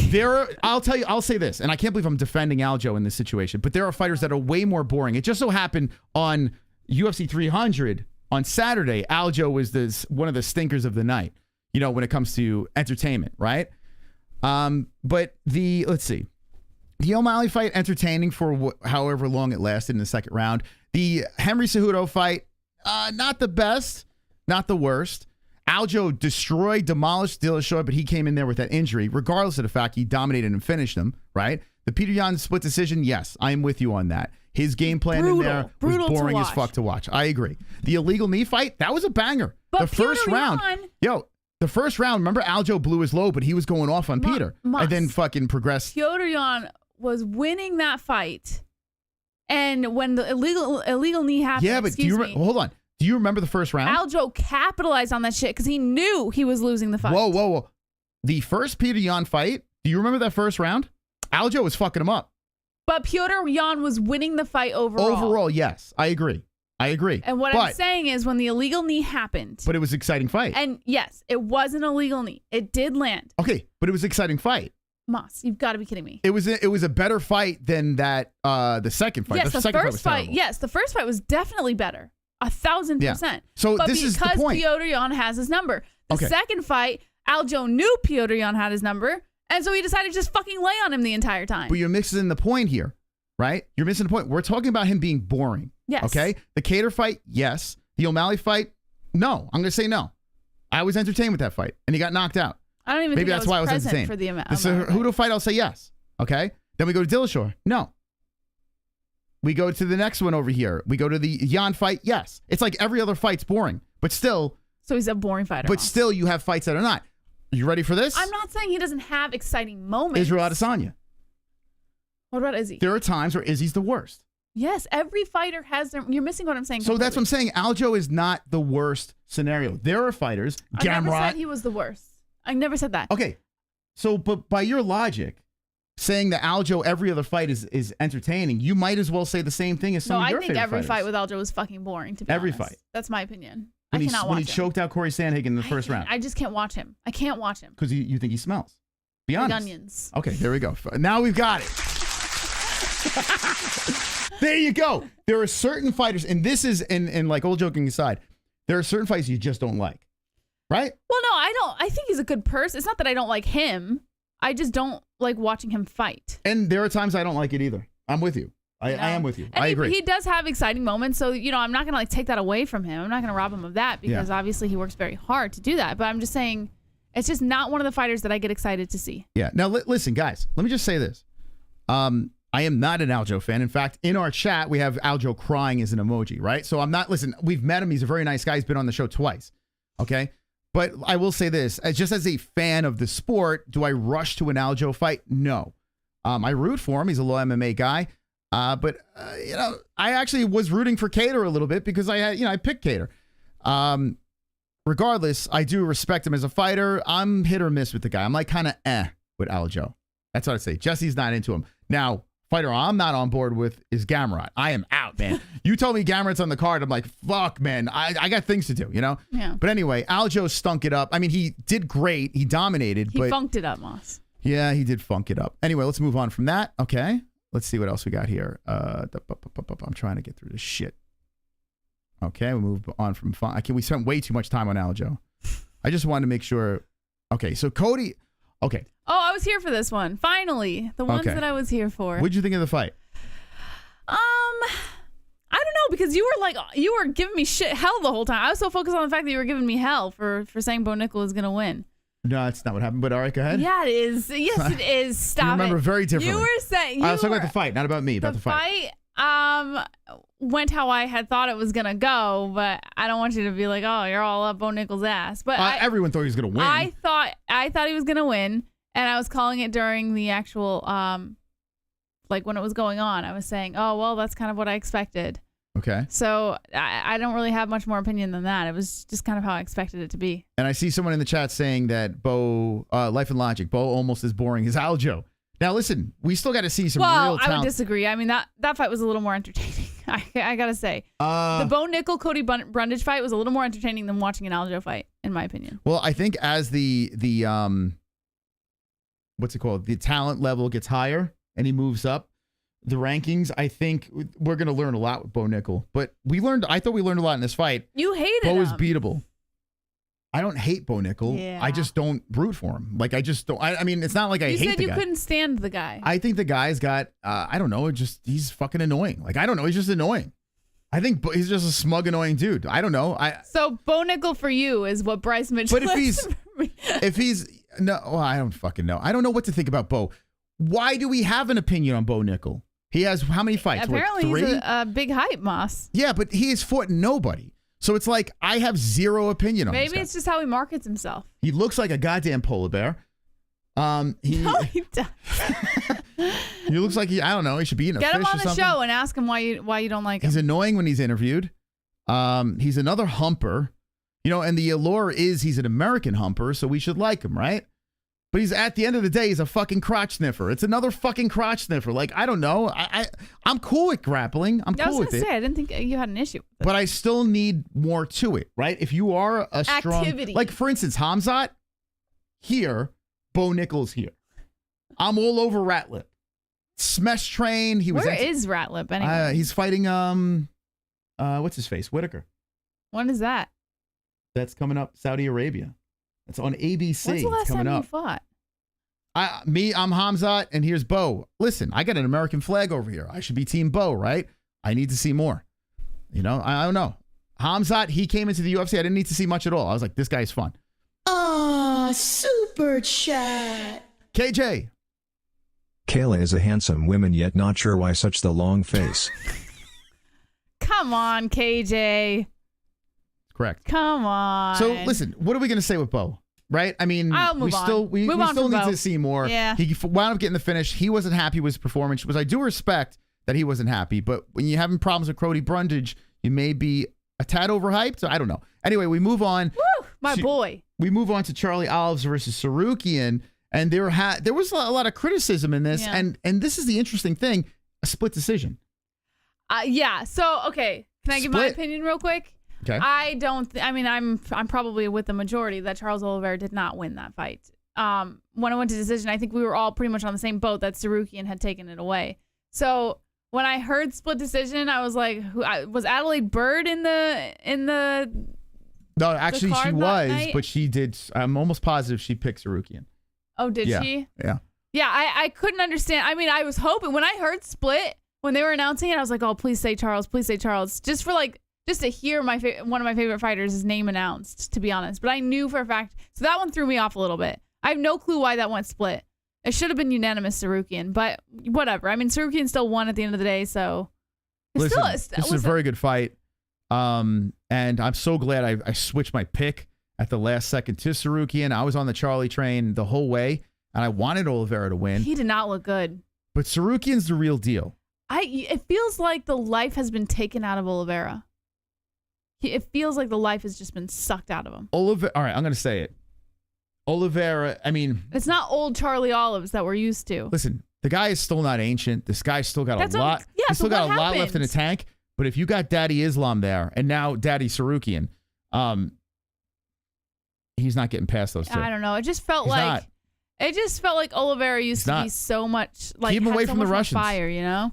Yeah, keep him away from these fucking neckbeard Russians, whatever. Keep him away because it's like the kryptonite to him. Other than that, he's gone back to gone to kind of a gatekeeper role, which is kind of I hate that. Which is very dangerous. I mean, he's not a gatekeeper because he's a champ. Don't call my guy a gatekeeper. He's not a gatekeeper. He isn't. He's a former champion. So and he's done it very impressively. He's got one of the greatest stories ever.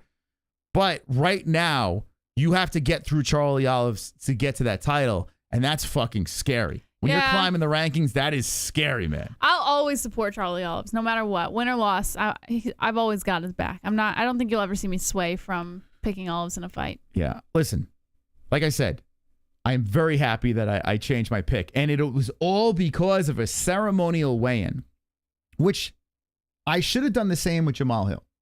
I should have done the same thing because if you watch Pereira and Hill, you can pull more information. I just was like, I'm just going to ride this until the wheels fall off, and they fell off. We'll get to that in a second. But so Sarukian gets the win. What would be next for him? I mean, he turned down Islam, I heard. Oh, did he? There was something thrown out there, and he turned down Islam. I don't know what the fuck happened, so we'll see how this plays out. But let me know in the chat who you think. Okay, here we go. We got to get to this. Yes. Oh, my God, this fight. Whew. Is this it for Gaethje? Now, what do you do with Justin Gaethje? I have no clue. I was thinking that on the night of when I saw him get knocked out, which, by the way, guys, if you are a Justin Gaethje fan like myself. Oh, I'm sorry. Hold on. Hold that thought real quick. Let me just talk. We missed Jiri. Yeah. Oh, damn it. I was so excited to talk about Gaethje, Moss. This motherfucker. I'm coming. Is coming back for that belt. He's coming back. One of the most exciting guys I've ever watched fight. When he hit the mic, I was ready to jump in on the Colts. I never fall in line. I'm a leader at nature. I'm a leader, Jesse. I'm a leader of the MMA-Holes. I'm the king of the dragons. But when this man was speaking on the mic at UFC 300, I felt it so fucking hard that I was like, where do you want to take us, Jiri? Let's go. I'm all in on Jiri Prochazka. This guy's got flaws. And that's what makes him very exciting. He got in there, he finished Rakic, and then we found out that Rakic had some sort of injury. Oh, where? Fuck you, Rakic. Good for Jiri Prochazka. What a way to go into the main card. I love this dude. I say put him next. If Pereira doesn't go up and fight for another title, you run that fight back. You run it back because he was robbed. Mark Goddard, that piece of shit. Let Pereira put him down for real. Do not let that fucking cunt Mark Goddard ref that fight, the rematch. Run it back. Because he's coming, babe. I'm coming. Now, you do have a problem with Magomed Ankalaev. He's there. I wish we could get rid of that guy. That's another guy. There's a couple of guys where I wish we could just eject out of the UFC where we don't, but he's there. Okay? And with Ankalaev being there, he's number 2. Okay? So Jiri's still, all right, so Jiri is 1. Okay, fuck it. Let's just go with the rankings. I'm not going to say anything. Jiri Prochazka is next if Alex doesn't move up. If Alex does move up, Jiri Prochazka versus Magomed Ankalaev for the number 1 contender fight should happen. What do you think, Jess? I'll just have to agree with you because I didn't get to see Jiri. Okay. Dude, I love Jiri Prochazka. Jiri Prochazka might be my favorite fighter right now. Shout out to Sausage. Dude, I was a big Jiri Prochazka fan over there, and I get it, man. I was always a fan, but Saturday was glorious, man. It was so much fun. By the way, I became a Jiri Prochazka fan when he fought Dominic Reyes. That fight is one of the best fights I've ever seen. That was such a fun fight to watch. Anyway, I'm going to stop sucking his dick. All right. Now here we go. BMF stuff. All right. This fight was fire, Moss. I was thoroughly entertained from beginning to end. I love Justin Gaethje so much. I have never swayed from Justin Gaethje's side since I became an MMA fan. I have been like on the Justin Gaethje train without fail in any direction, right? When I saw him fold in half at the end of that fight, first of all, shout out to Max Holloway for ending the fight the way that he did. When after they had pretty much thrown in everything they could, he literally stood in the center, pointed at the center of the mat, and said, "Let's fucking go." And they just barrage of shots at each other. Like, there was no hesitation. And that was probably one of the most badass ways I've seen someone end a fight in a long time. And to do it with Justin Gaethje, who's notorious for just going in headstrong and not really protecting his head or giving a fuck about the damage or punishment that he takes, I thought that was so brilliant by Max Holloway. But we've seen him do it before. But to see Justin Gaethje just drop the way that he did, oh my God, it was gut-wrenching. I was like nauseous. And then they kept showing the replay of it. I loved it. And fantastic knockout. Brilliant. Like, probably one of the best things I've seen, but it was just so hard to watch Gaethje drop like that, you know? So is he on his way out? I mean, he didn't throw in the gloves that night. I mean, how could he? The guy was friggin' dazed and confused, but God, I hope we see more of Gaethje. I really hope this isn't the end for him. I really hope it's not. But on the same token, is it safe for him to continue?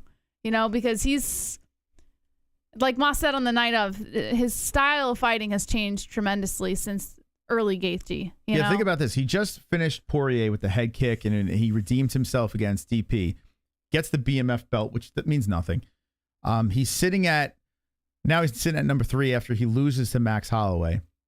Max Holloway's still ranked under him in the rankings here. So Gaethje just dropped 1 spot to 3. So does Gaethje? I mean, Gaethje. I say just keep fucking going, man. Listen, Gaethje can still compete. Yeah, he can. In fact, I will say this: there is a good chance you might see Gaethje Max 2 if Gaethje really holds on. But and hangs in there. You might see it. Do you think that this is enough to break someone like Gaethje mentally? I don't think Gaethje. Honestly, I think Gaethje is too. Because you've seen some fighters just so close. He's still close. Yeah. He's still at 3. Well, I think Poirier in a rematch or the trilogy wins. I think Max beats him again. I do think Max looks great. He's only 32 years of age. Gaethje is 35, but Gaethje, I mean. He kind of, he did the interim strap. He did the BMF thing. He's at number 3. To hang him up there would be, I don't know if he's that guy. Yeah. And think about this. He's probably going to end up, he's just going to keep going. And Gaethje came into the UFC late too, right? Which is a real damn shame, man.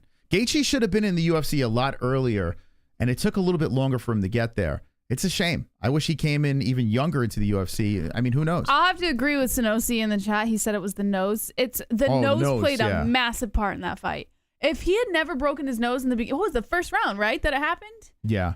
If that never happened, I have a feeling we would have seen a whole different Gaethje in that fight. But he was so focused on protecting that nose and not getting hit in the face, on top of trying to establish this newer style of Gaethje that we're seeing. So I think that night played a huge factor. I think that night, the night of UFC 300, no matter nose break or not, Max would have won. Well, I don't know. That Max that nose was ferocious. Fucked him up.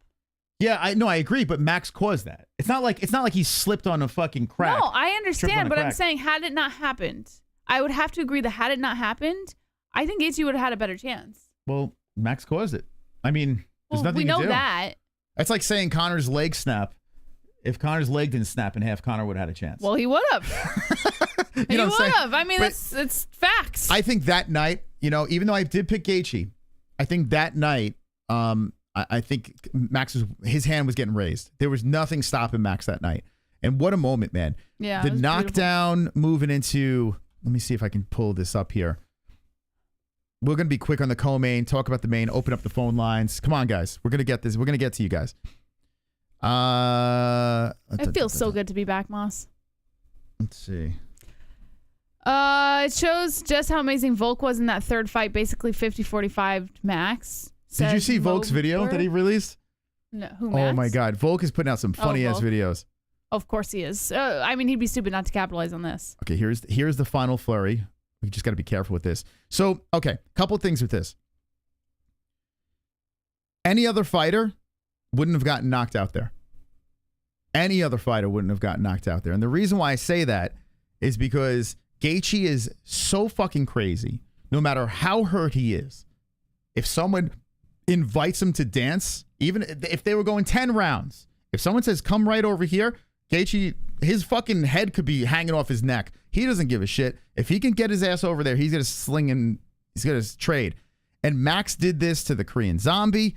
He baited him over, says, come on over here. He did the same thing to Gaethje in the 5th round with what? 2 seconds left? I mean, Gaethje almost hit him with this hook over here. He ducks underneath. It was the final 10 seconds of the round. I think it was 2 seconds. No, when the 10-second warning came on is when he stood in the center and did no, but when he knocked him out, I think it was like 2 seconds left. The knockout, yeah. Yeah, think about that. Like at the buzzer, Max takes out Gaethje. So here we go. Look, so Gaethje ducks underneath one here. He comes over the top, and look how Max Max is such a good striker. Mm-hmm. He kind of rolls and throws at the same time with that left hand. He's so fast, right? Gaethje ducks under again, trying to push Max back. Max is just so precise, man.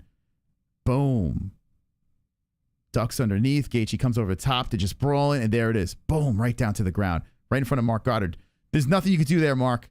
There's nothing you can do. So let's see how this happens here. There's nothing. You can't fuck up this fight. What, do you think he was going to step in and ruin that one too? You know they told Mark Goddard, you're not doing championship fights, and if you stop a fight early at UFC 300, we're fucking ejecting you. So here we go. Here's the finishing sequence. So Max comes in with the right. Gaethje backs up, tries to hit him with the right, but look how Max ducks underneath, bumps into him, backs up, and then look, ducks under. Whew, that's slick. Ducks under right overhand. Bang! Oh!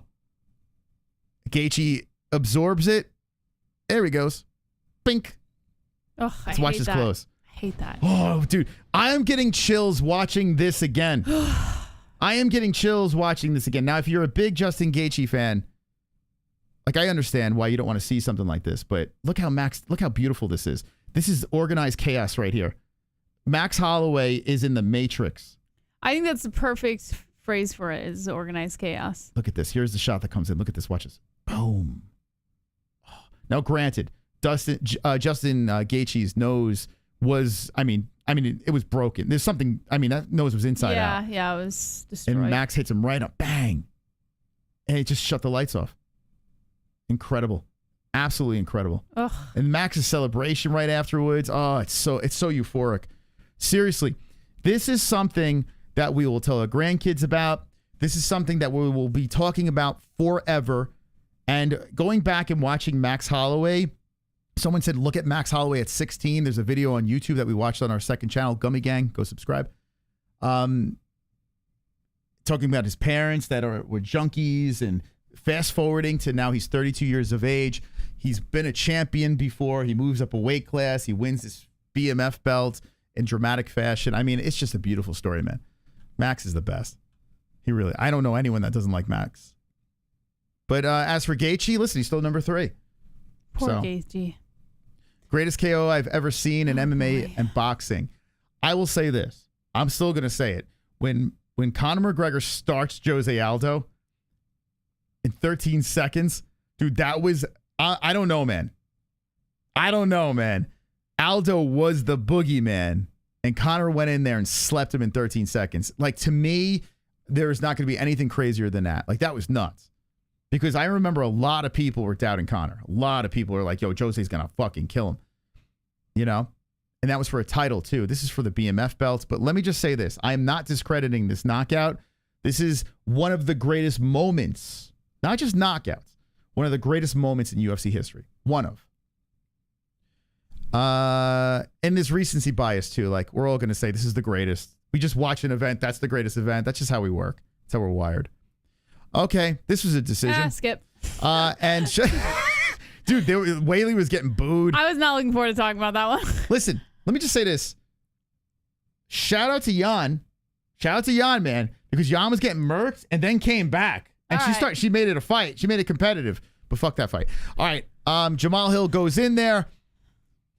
Herb Dean Herb Dean steps in. You saw my overrated video. If you missed it, go watch it after this. And then Alex Pereira steps on his foot.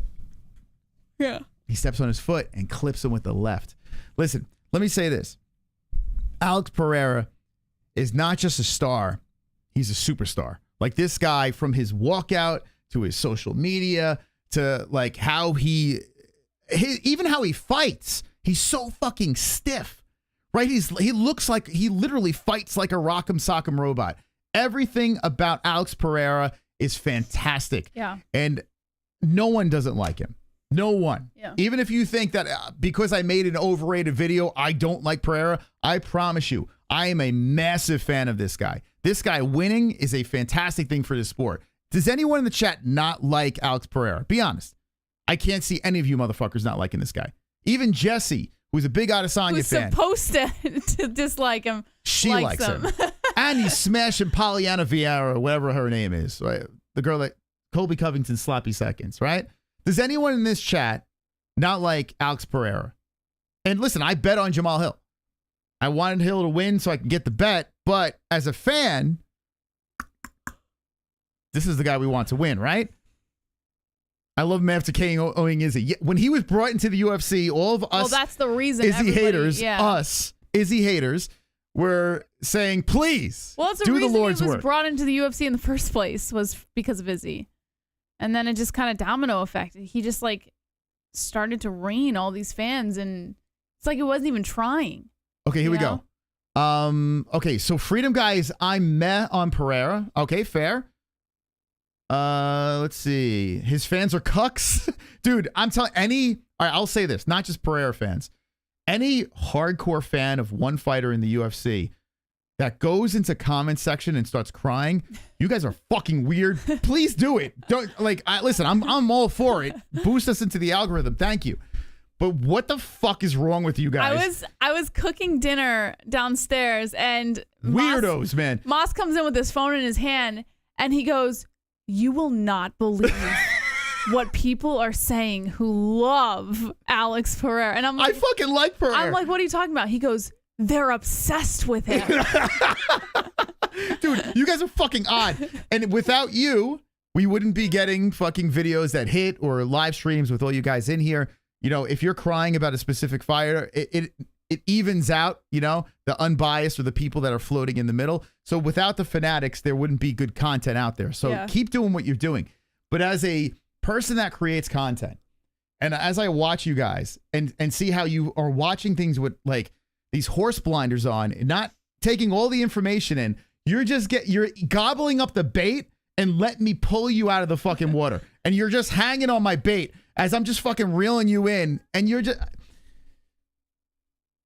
But I do understand being a fanatic. Like, I can be a pretty heavy fan for certain fighters. Like, have you ever gone to a comment section and started arguing with people? I won't. Have you ever done that? Yeah, I've never gone into a comment section to like go to bat for them, but I've never done it. I have gone to bat for them like on the show, so I guess that's kind of the same concept. I'm just doing it verbally instead of on a keyboard. If you want to, or my favorite, and we made a short, you know, when people say they unsubscribe, that is my favorite. So even if you're not unsubscribed and just say it, it cracks me up more than anything. People think that if you put in a comment, this video is trash, you're an idiot, unsubscribe, like that's going to get me. Dude, that is the best. Like I'll fucking pin that shit. That's phenomenal. So if you got the unsubscribe thing, you're probably going to get a short or something like that. And one of the guys got that and it got like 4K views on that. So shout out to you. Thank you. We got a bunch of subscribers off of that as well. Thank you. But anyway, listen, the sky's the limit for Chama. He's been there, done that. Now, listen, I will say this. I'm saying a lot of nice things about Pereira. Go watch the video of me talking about how he could be overrated. Watch that video over there with an open mind. Cry in the comments if you don't like what I'm saying. It's fine. But watch that video so you understand exactly what I feel about this man.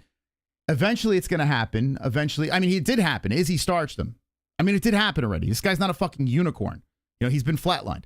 And also, you're biting off a lot. If you go up to heavyweight, the UFC has to make damn sure that whoever they put in front of this guy, whoever they put in front of him, is going to be a guy that he can beat. Because if he goes against Tom Aspinall, That's a massive fucking problem. Well, so do you really think that Pereira doesn't stand a chance against Aspinall? I'm not saying that. Listen, at this stage of the game, you could say he always has a chance, right? Well, he's got this aura to him, right? I will say this, and I get it if you hate Izzy, whatever, blah, blah, blah. But in that Izzy fight, the second one, when we saw, or was it the first one, when we first saw him see stars, like not get knocked out, but where he got clipped in just the right way where Pereira was seeing stars. I will say Pereira can and will 1,000% get knocked out at heavyweight by somebody, even if it's not Aspinall. By somebody, he will get knocked out. Listen. He will. He's probably got another. I mean, there's probably another knockout waiting for him, for sure. For sure. With that being said, listen, if he keeps winning and he wins a belt at heavyweight, whoever they put in front of him, the UFC is very good at smoke and mirrors. I brought this up in that video. They're very, very good at that. They know how to market a fighter, especially when you have a guy like this that's doing everything right on social media. This guy does not speak a word of English. He's trying, but he doesn't. And he's still a fucking superstar. This is a guy that they need to make sure they give the appropriate fights moving forward. They're doing the right thing now. And if you look at his resume, they are handpicking just the right fights to put in front of him for him to get his hand raised. And it's working, man. This guy's a phenomenon. This guy could be one of the biggest stars in UFC history. He could. Especially if he learns English, forget it. It's a wrap. The problem is he is 30, what? How old is he now? He's in his late 30s, isn't he? No, I thought he was around the same age as Izzy. Let's see. Maybe he's 35? Hold on. How old is Alex? Oh, 36? 36. Are you? Oh, wow. I thought it was like 32 or 33. He's 36. Now, listen, if you're a heavyweight, you can go into your 40s, no problems. But he's doing middleweight, light heavyweight. You know what I'm saying? Like, by the time his next fight comes, what is he going to be? 37, 38 maybe? Who knows? I don't know when he's going to fight again. He's probably nearing the end of a fighter's career path. But, you know, some fighters have stayed in longer, Moss. You never know. Look at Cormier. Yeah, like at heavyweight, you can get away with it because why? Why can you get away with it at heavyweight? Power. Yeah. Right? Now, this guy has power. This guy apparently hits harder than Francis Ngannou. That's what they're selling us right now with him hitting that machine, right? This guy clearly hits hard. But when you're at heavyweight and you're 42 years old or whatever, you know, you're not a grappler, but you got heavy-ass hands that you could knock out a fucking, you know, a Titan. Yeah. You can get away with that. Now, Alex Pereira, he does have heavy hands, but he's hittable. He can stop takedowns, but when you got these bigger guys at heavyweight, I mean, grapplers at heavy, I mean, shit, man. But I want to see it. I want to see it, man. I want to see this guy do great things. I really do. Yeah. All right, anyway, next for Pereira, I'm going to say Jiri Prochazka too. That's what I'm going to say. Would I like to see him go over there and save Brazil and fight Tom Aspinall? Jiri, by the way, Jiri says he's good for Brazil. Oh, yeah? Jiri Prochazka says that he is good. Put me in there. Make me fight Alex Pereira in Brazil. Alex, is your toe still hurt? Like, what's going on? You said you would fight in Brazil. Can you make the weight? I think you can. I think Aspinall's next. Aspinall? Mm-hmm. Okay, Jesse thinks Aspinall, which I got to be honest with you, I'm not going to dismiss because she might be right. Jon Jones is holding up a division. So what better thing to do? Yeah. Tom Aspinall, the interim champ, you put it against fucking a guy moving up a weight class trying to be and it gives heavyweight a banger to look forward to. If Aspinall fights Alex Pereira, forget about Jon Jones. Forget it. What about this? What about Jon Jones comes back, doesn't want to fight Stipe Miocic? Jon says, give me the guy that was the middleweight champion, the guy that was the light heavyweight champion. Give me Alex Pereira versus Jon Jones. Here's why I don't think the UFC would match that up right away. Is because I think Jon Jones would out-wrestle Pereira in a second. I think Jon Jones would well, of course, would pummel Pereira. Well, I mean, listen. And the UFC is not going to put Pereira in a position right now in his career to get destroyed like that. Jon Jones will 100% because grapple he's such with him. a big draw that the UFC is not going to let him get destroyed by Jon Jones. Now listen to this, guys. Ready for this? Alex Pereira is on a revenge tour, which is another great story. Glover Teixeira, Glover Teixeira is one of my favorite UFC fighters of all time because he gave me the most mystical prediction ever where I said in his 40s he was going to rise up the rankings, become champion. I called it. Alex Pereira avenged all the losses. Guess who else Glover lost to? Jon Jones. It's like a fucking Kill Bill movie. Yeah. Jon Jones versus Alex Pereira is massive. Yeah. But massive. Like I said, right now for Pereira, the UFC is capitalizing on every draw that they can get out of him. So why put him in a position to lose? This just doesn't make sense. So right now, listen, Alex Pereira now. In the future, they might do it, but they are not putting Jon Jones and Pereira in the same cage anytime soon. Listen, I say make it happen right now. Could you imagine this? They're not going to do it. Think about this, too. Izzy was supposed to fight Jon Jones. They had that whole little beef, but they kind of squashed that. Alex Pereira not only beats Izzy, although he did get knocked out in the last competition, but he owns the series, right? Alex Pereira goes up and beats Jon Jones. Could you fucking imagine that? Yeah, I could. And I think it's a fantastic matchup. And I think even the UFC would think it's a fantastic matchup. Just don't get too excited for it anytime in the near future. It's going to be a little ways away. Remember this. They made Israel Adesanya, who is a star, especially right before the Blachowicz fight, and they let him fight Jan Blachowicz. But, well... That's way more dangerous. Wait, the Jan Blachowicz fight was after Pereira, though, right? No, Izzy tried to become the double champ, remember? Yeah, was that before or after Pereira? Before. Oh. Right? Was that? Wait, hold on. Hold on. When was the Izzy fight? Hold on. Because if it was after, then that makes sense why the UFC chose to do that. Hold on. No, but think about it. Very dangerous. Right? That was a very dangerous fight. Not after he had already lost to Pereira. Hold on. Yeah, hold on. Izzy, hold on. Let me refresh my memory. Now I'm like mixing things around here. Okay, so... Oh, it was before. It was before. Yeah. Oh, shit. Yep. So there you go. Well, good point, Moss. Fair point. Like, think about that. Okay. That fight with Izzy against Jan Blachowicz. But that was at a different weight class. This was massively dangerous. Massively dangerous. And Izzy held his own. But it wasn't at middleweight. No, it went up a weight class. So the UFC doesn't give a fuck about Alex that. moving up now 2 weight classes to fight anyone, not just Jon Jones, anyone is massively dangerous. But you're playing with house money now. Alex Pereira, the next fight will be 37 years of age. Okay? You don't have to baby him anymore. You don't. They probably are. They probably are going to find a way to give him winnable fights. But if you tell me that Jon Jones reaches out to the UFC and says, you know what? I'll take that Alex fight. They'll make that in a second. All right, we're going to do phone calls. Sonosi, relax, buddy. Relax. Just take curious, a chill is pill. Jess a fan because of Moss? Yeah, well, Moss did get me into MMA. I had no idea. Like, I knew what MMA was, but I had no clue about the sport or anything like that until after I had met Moss. And then he was like, he had found out some of my interests, and he was like, you have to watch this. And I watched my first fight, and ever since then, I was like, this is fucking awesome. And so I just dove in head first into the sport. It took me what, like a year? Yeah, she picked it up pretty quick. It Yeah, didn't she take picked it up long. pretty Yeah, quick. I figured it out pretty quick. Okay, guys, I am dropping the link in the chat. Okay, if you want to call the show, we want rapid fire calls to talk about UFC 300. There's no UFC event this weekend, but we will be doing some boxing or whatever pops up, the Haney versus Garcia thing. But we're gonna open up the phone lines now. I'm gonna take a quick leak. But ladies and gentlemen, I'll have Jesse read the chat. Call the show. Do not be fucking scared, okay? I'm sick of you guys being scared to call the show. I want to know your opinions on the fights, future matchups, all that stuff. The link is in the chat. You just click it, and you're in. I won't put your video up. It's just going to be audio, okay? But we're going to have Jesse read the chat. Call in. Freenix says, Sonosi's got all the yaps. Mikey P says, it is. Too bad Goldie wasn't called back. Sucks. Yeah, I mean... Goldie deserves better, you know? But that's a whole other story. Austin says I'm about to call. All right, call, man. Call. I'm not going to stay for too long. I think Moss is going to field a lot of the calls, but I'm definitely call. I'll be listening.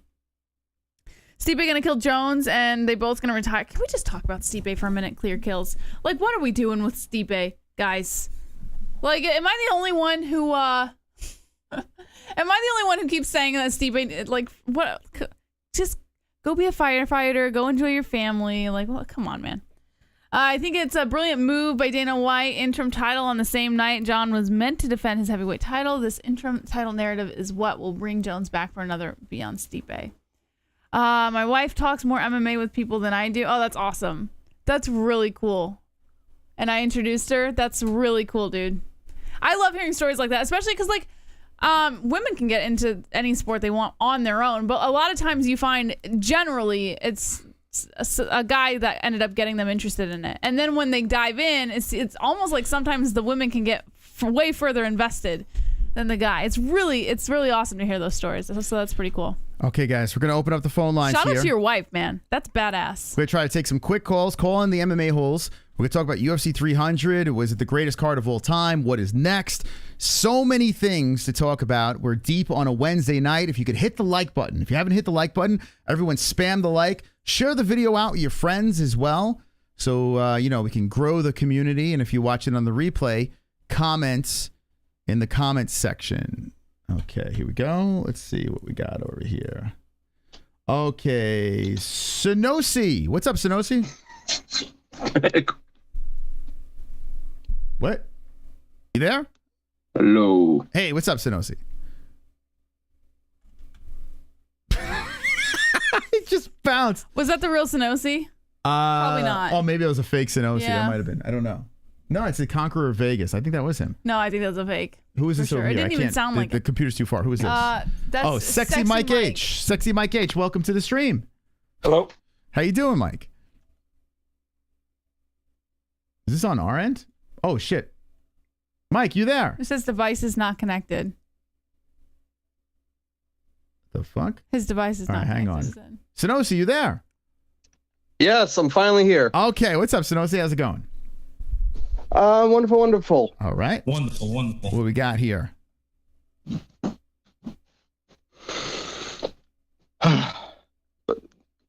Yeah. So you can't, anyway. Oh, yeah. Sonosi? So anyway. Give me a second. God damn. You guys took like 40 minutes to get there. Give me a second. Well, we do have a show to run. We did 2 hours. What are you talking about? It took us 2 hours to get here. Anyway, the card, seeing that shit live, holy shit. Yeah, so tell me about your experience. You spent, so what was the price of the tickets again? Nearly $3,000. Almost $3,000. So who did you see anyone famous where you were sitting or? No. No. I was like lower middle. Wow, so $3,000 for that? Man, what were the highest was $7K. Get the fuck There was no way I was bleeding $7K. Wow, man, that's nuts. Did you see Jesse on fire there? I heard he was there. Saw none of those bozos. None of those bozos. Okay. Well, I have to agree with him on that. So what was the experience? Could you imagine? Now, chat, think about this. Your first ever UFC event, UFC 300. That's a pretty wild one to pop your cherry. But yeah, just seeing the fights throughout is very interesting. It's one thing watching on TV. It's another thing watching it with you guys. It's a whole different beast watching it live with other people, their responses, their reactions. Yeah. All right, I want to ask you this. When Teenage Wasteland played right before the main card started, how was the chills? Oh, I felt them. Right? It was great. That's like the greatest thing the UFC has been doing for years. Right before the main card gets going, they have the montage and fucking Teenage Wasteland's playing. It is so I'm getting chills thinking about that. Jesse hasn't seen that yet. But I've never been to a live event. Oh, she's got to go. But at UFC 300, oh my God, that crowd must have been buzzing. I'll tell you right now, there's a couple of factors that I can say perspective-wise, since most people don't watch it. One of the first things, for anybody who hates commentary of Joe Rogan and all those people, you don't have to hear that shit when you're live. True. So there's your first plus. That is true. What was your view like with the cage? Did you get any pictures of like what you actually saw from your seat? I did do that, zoomed a little bit. Like I said, it wasn't the best of the best, but I was still able to see some of it. The only problem I ran into was once they got onto the ground, it was harder to see. Uh-huh. Okay. So yeah, so that's what I was able to look at the screen. Yeah, no matter where you sit, I mean, you're going to have those problems where you're going to, there's going to be little blind spots. You're going to have to look up at the Jumbotron. Yeah, it's a thing. Yeah. So I'll say this right now, though. There's a couple of things I did notice. One, there were people in the crowd that I don't know if you guys probably couldn't hear, but it was funny. Remember when the one fight night or one of those cards would say, "Twist his dick"? Yes. There was people who actually was shouting at throughout for like half the card. Yeah, I was one of those guys. I'm not going to lie. I'm like that. Yeah, I get so drunk and I say all the cliche shit. Yeah. Was he getting laughs at least or no? Oh, there was some laughs. There was a couple of chuckles, and I swear it was getting louder. There was a couple of people that was repeating it throughout the thing. Yeah, they get drunk and they're like, "Wow, I got one laugh. Let me do it 400 times now." Right? Yeah. So there was a couple of things. When it came to like Moicano on the ground, most people were booing. I was thinking, dude, it's not that bad. You guys haven't seen a really boring fight because there's a bunch of drunken idiots. Some of them, like a bunch of it boom when he was with Jalen Turner. It's like it wasn't that horrible, guys. So they were booing him, right? Yeah, because I was telling everyone to suck a dick. Even on our chat, they were getting pissed off. And I was like, what the fuck, man? Like, let him cook, man. So they were doing that in the crowd. Oh, they were definitely doing that live. Dude, every time there was a grappling, well, that's not true. Not every grappling thing. I felt like if it was more than a minute and they weren't basically doing like what Diego was doing to Sadiq, then everyone was kind of bored. You had to be doing something very active. I mean, even the Charles fight, actually, I think that's the one fight, even though they did do that, I don't think there was as much booing because I think it was because of Charles being the threat on the ground is why no one booed because they knew at any moment he can do something. Yeah. Okay. But, oh yeah. And Aljo, it was so funny. Not only did he get all the boos, he was the only fighter on the whole card who didn't get a post speech. Oh, yeah. He got booed out of the building. It was so loud. That's funny. Yeah, we were laughing about that, too. Aljo did that stink fest. So how were the boos with Aljo's fight? Oh, my God. It was the loudest I've heard the whole... You know how you hear the cheers? That was probably the loudest thing that probably beat some of the cheers. Like, that was how much hatred and vitriol for that man. Wow. Yeah, it was a rough one. That was a tough one to watch. How about Zhang Weili? So there was a small contingent of us, and I was guilty. I was one of the people who led it. When he was starting to get near the end, going for the backpack, I was yelling, "Backpack, bitch!" Oh God! Because I was getting annoyed because he kept going for the back, and he was getting that position. And the funny thing is, once he started getting into backpack position, he kind of backed off like a couple seconds. I think he heard one of us yell that. Yeah, well, I mean, you could tell he just wanted to make sure he got his first fight at 145, a win, a dub. But yeah, it didn't belong on 300, that's for sure. So definitely not. So I'll get to a couple more, and then I'll be fast on it for you. The Max one, I probably had the most recordings of that fight. Okay. The reactions, like when Gaethje knocked down Max, which FYI I found out later on did not count. He still has his record. Yes, that's correct. But it was still crazy at the time. Like, holy shit. Yes. That is correct. Yeah, I think they took it away the night of, if I'm not mistaken. I think. Yeah, I thought it counted. Everyone at the time I was talking to in the crowd, some people I was chatting with, thought, "Oh my God, he's the first one to do it." But it's because like the whole Colby and Usman thing at the time when he got taken out, they didn't count that either. So because he got pretty much like a couple 3 seconds or so, some shit like that. But no, the reaction to some of the KOs, like Yuri, oh my God, that was one of the best ones. I mean, obviously Max was the best of the best, but that was just the finishes some of these people went through and getting to watch it from that view. Yeah, there's nothing better than a big knockout. Sonosi, you sound so excited. His first of course, it was an awesome event. How was that? I wish I was there now. I could relive that for the rest of my life. Yeah, that was you picked a good one. That's for sure. Yeah, if just only for a couple of those boring ones. Wow, but it's fine. I needed a bathroom break for at least 1 or 2. Yeah. Were you getting mangled in the seats? No. No, huh? Okay. Well, why would you? I understand, I get mangled. Well, then you can't remember it. No, I remember. I mean, some you don't, but I would want to be sober so I could remember it. It's fun especially if it's your first event. There's nothing. Oh no, I was stone cold sober. I didn't touch one touch of alcohol because I did not want to be a Roberto. No offense, man, if you're watching this. I didn't want to be slushed up and passing on the main event. I'd have to. I said no beer. I think I would go in sober. I would go in sober and just enjoy it. I've had the most fun though getting wrecked. The only that sucks though is the piss breaks. You got to piss a lot when you're drinking. That's the only that sucks. That's another reason why I didn't touch almost nothing because I didn't want to have to use the bathroom a lot. And I know if I drink a lot of shit, you got to take. It was maybe that would have been the case. So overrated. It's so overrated. No, it's not. Get the fuck out of here. What are you talking about? It's so overrated. I'm telling you, you get mangled at a fight. It's the best. It's the best. Next event, Sonosi, you got to fucking pound. Go to Pound Town. It's gonna be a good time. Sure. I'll get hammered next time. The first one I had to be stone cold sober for that one. Yeah. No, I feel it. Okay. Fair enough. All right. So what else you got? No, but other than that, though, like I said, I don't rate it a 10, even though I was my first one there. I tell anyone who can do it, definitely do it at least once. Yeah. Well, I'm gonna ask you. I got one question for you. When Alex Pereira walked out and that Sepultura hit, and Jamal caught the bow and everything like that. Was the crowd going nuts? Like that was some scene. Oh yes. That was there was cool. a booze as well. Yeah. Everyone was so happy when Pereira won. Oh yeah, I bet. Yeah. Jamal Hill didn't do him any favors in the lead up. He shot himself in the foot. Yeah. Everyone. I think I heard there were a couple of cheers for Jamal. There were a couple of like one person yelled Michigan.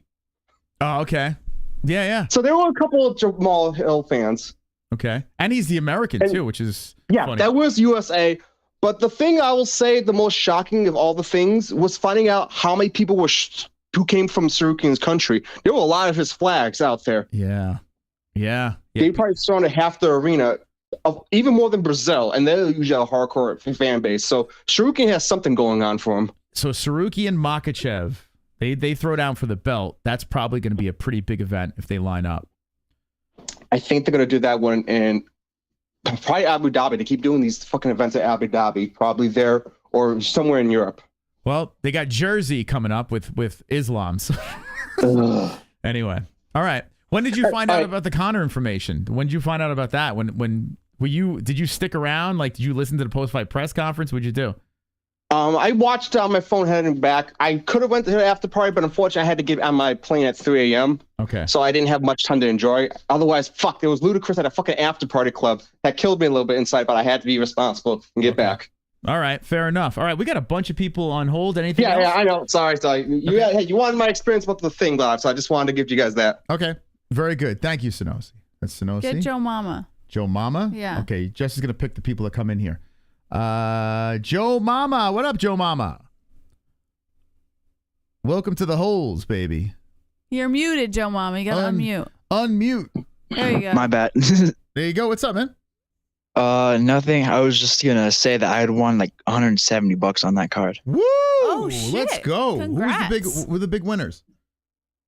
Huh? What? What were the big winners? Oh, I had Pereira. I had Figgy. You got Max? You took Max in there? I had a bunch of them. I don't remember all of them. Oh, okay. Was Max part of any of the parlays? No, I tried. I kind of skipped those fights. Okay. Because I didn't want to. Yeah, I don't blame you. Get myself too involved in those ones. Well, good shit. Good shit, man. I would have won another 70 if Oliveira had won, unfortunately. And the worst part is that I don't even care about the $70. It's that the fact that he's my favorite fighter. Yeah. Heck yeah, man. All right, Joe Mama. You just became one of my favorites. Well, hey, at least he lost a split decision, right? He didn't get starched or anything like that. So I guess that's the moral victory. Did you think he won? It was a split decision. Did you think he won?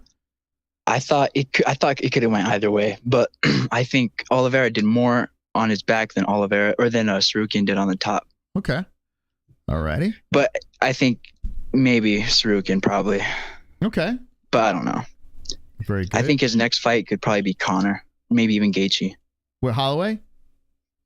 Yeah, Holloway would be good. Maybe avenge his loss from I the weight class below. It was funny. The night of, like, Conor was the first thing that jumped into my head with Max. I was like, you know what? I mean, you can do the title stuff, but at the same time, I mean, let's get Max paid, you know? And there's a good chance he fucking runs over McGregor in the rematch since they were babies when they fought the first time, you know? Mm-hmm. So if the UFC, I'll say this. If the UFC is running out of ideas with Conor, right?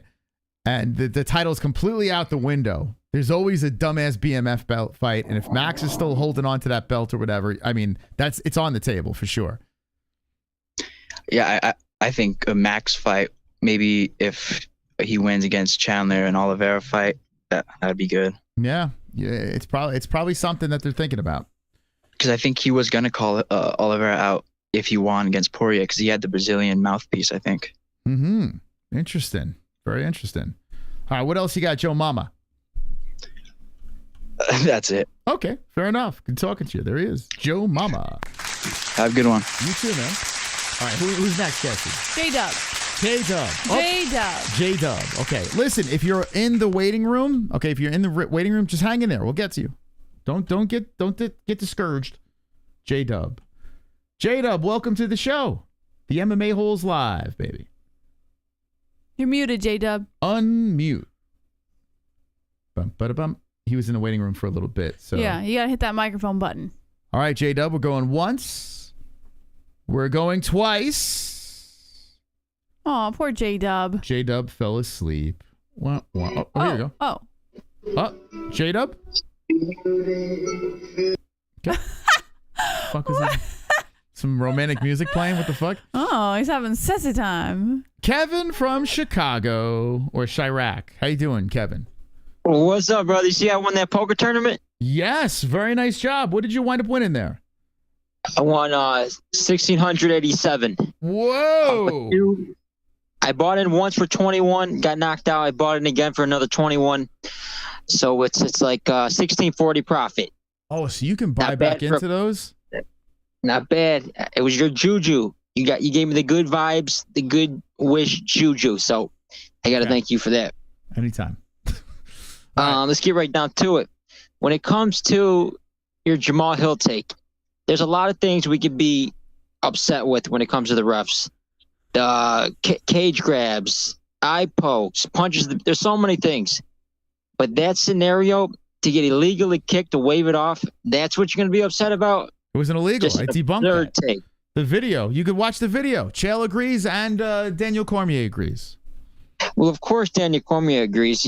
We know where his bias leads. What about Chael? I mean, Jesse called it out. Remember, I told you long ago when Jan Blachowicz knocked out Corey Anderson? Daniel Cormier, he doesn't even try to hide it. He doesn't even try to hide it. Face in his hands. Oh my gosh! You see these other guys excited. What a great knockout! It's like, dude, you're a professional commentator. You're not supposed to be picking sides like that. Yeah, I'd have to agree with Kevin. It is extremely unsettling to watch a commentator who's supposed to be unbiased to like drop into his hands like that. It's just like, I mean, I get it. He's rooting for his guy, whatever, but it doesn't look good. For us, I feel like we could be a little biased because we're not sitting at the UFC cage side. You know what I mean? If you're like talking about the fights to a worldwide base of fans, you're not supposed to be picking sides. Let me ask you this question: do you think, and this goes to Jess too, do you think that if you are a UFC commentator, that you should not be allowed to give any opinion in any form of content?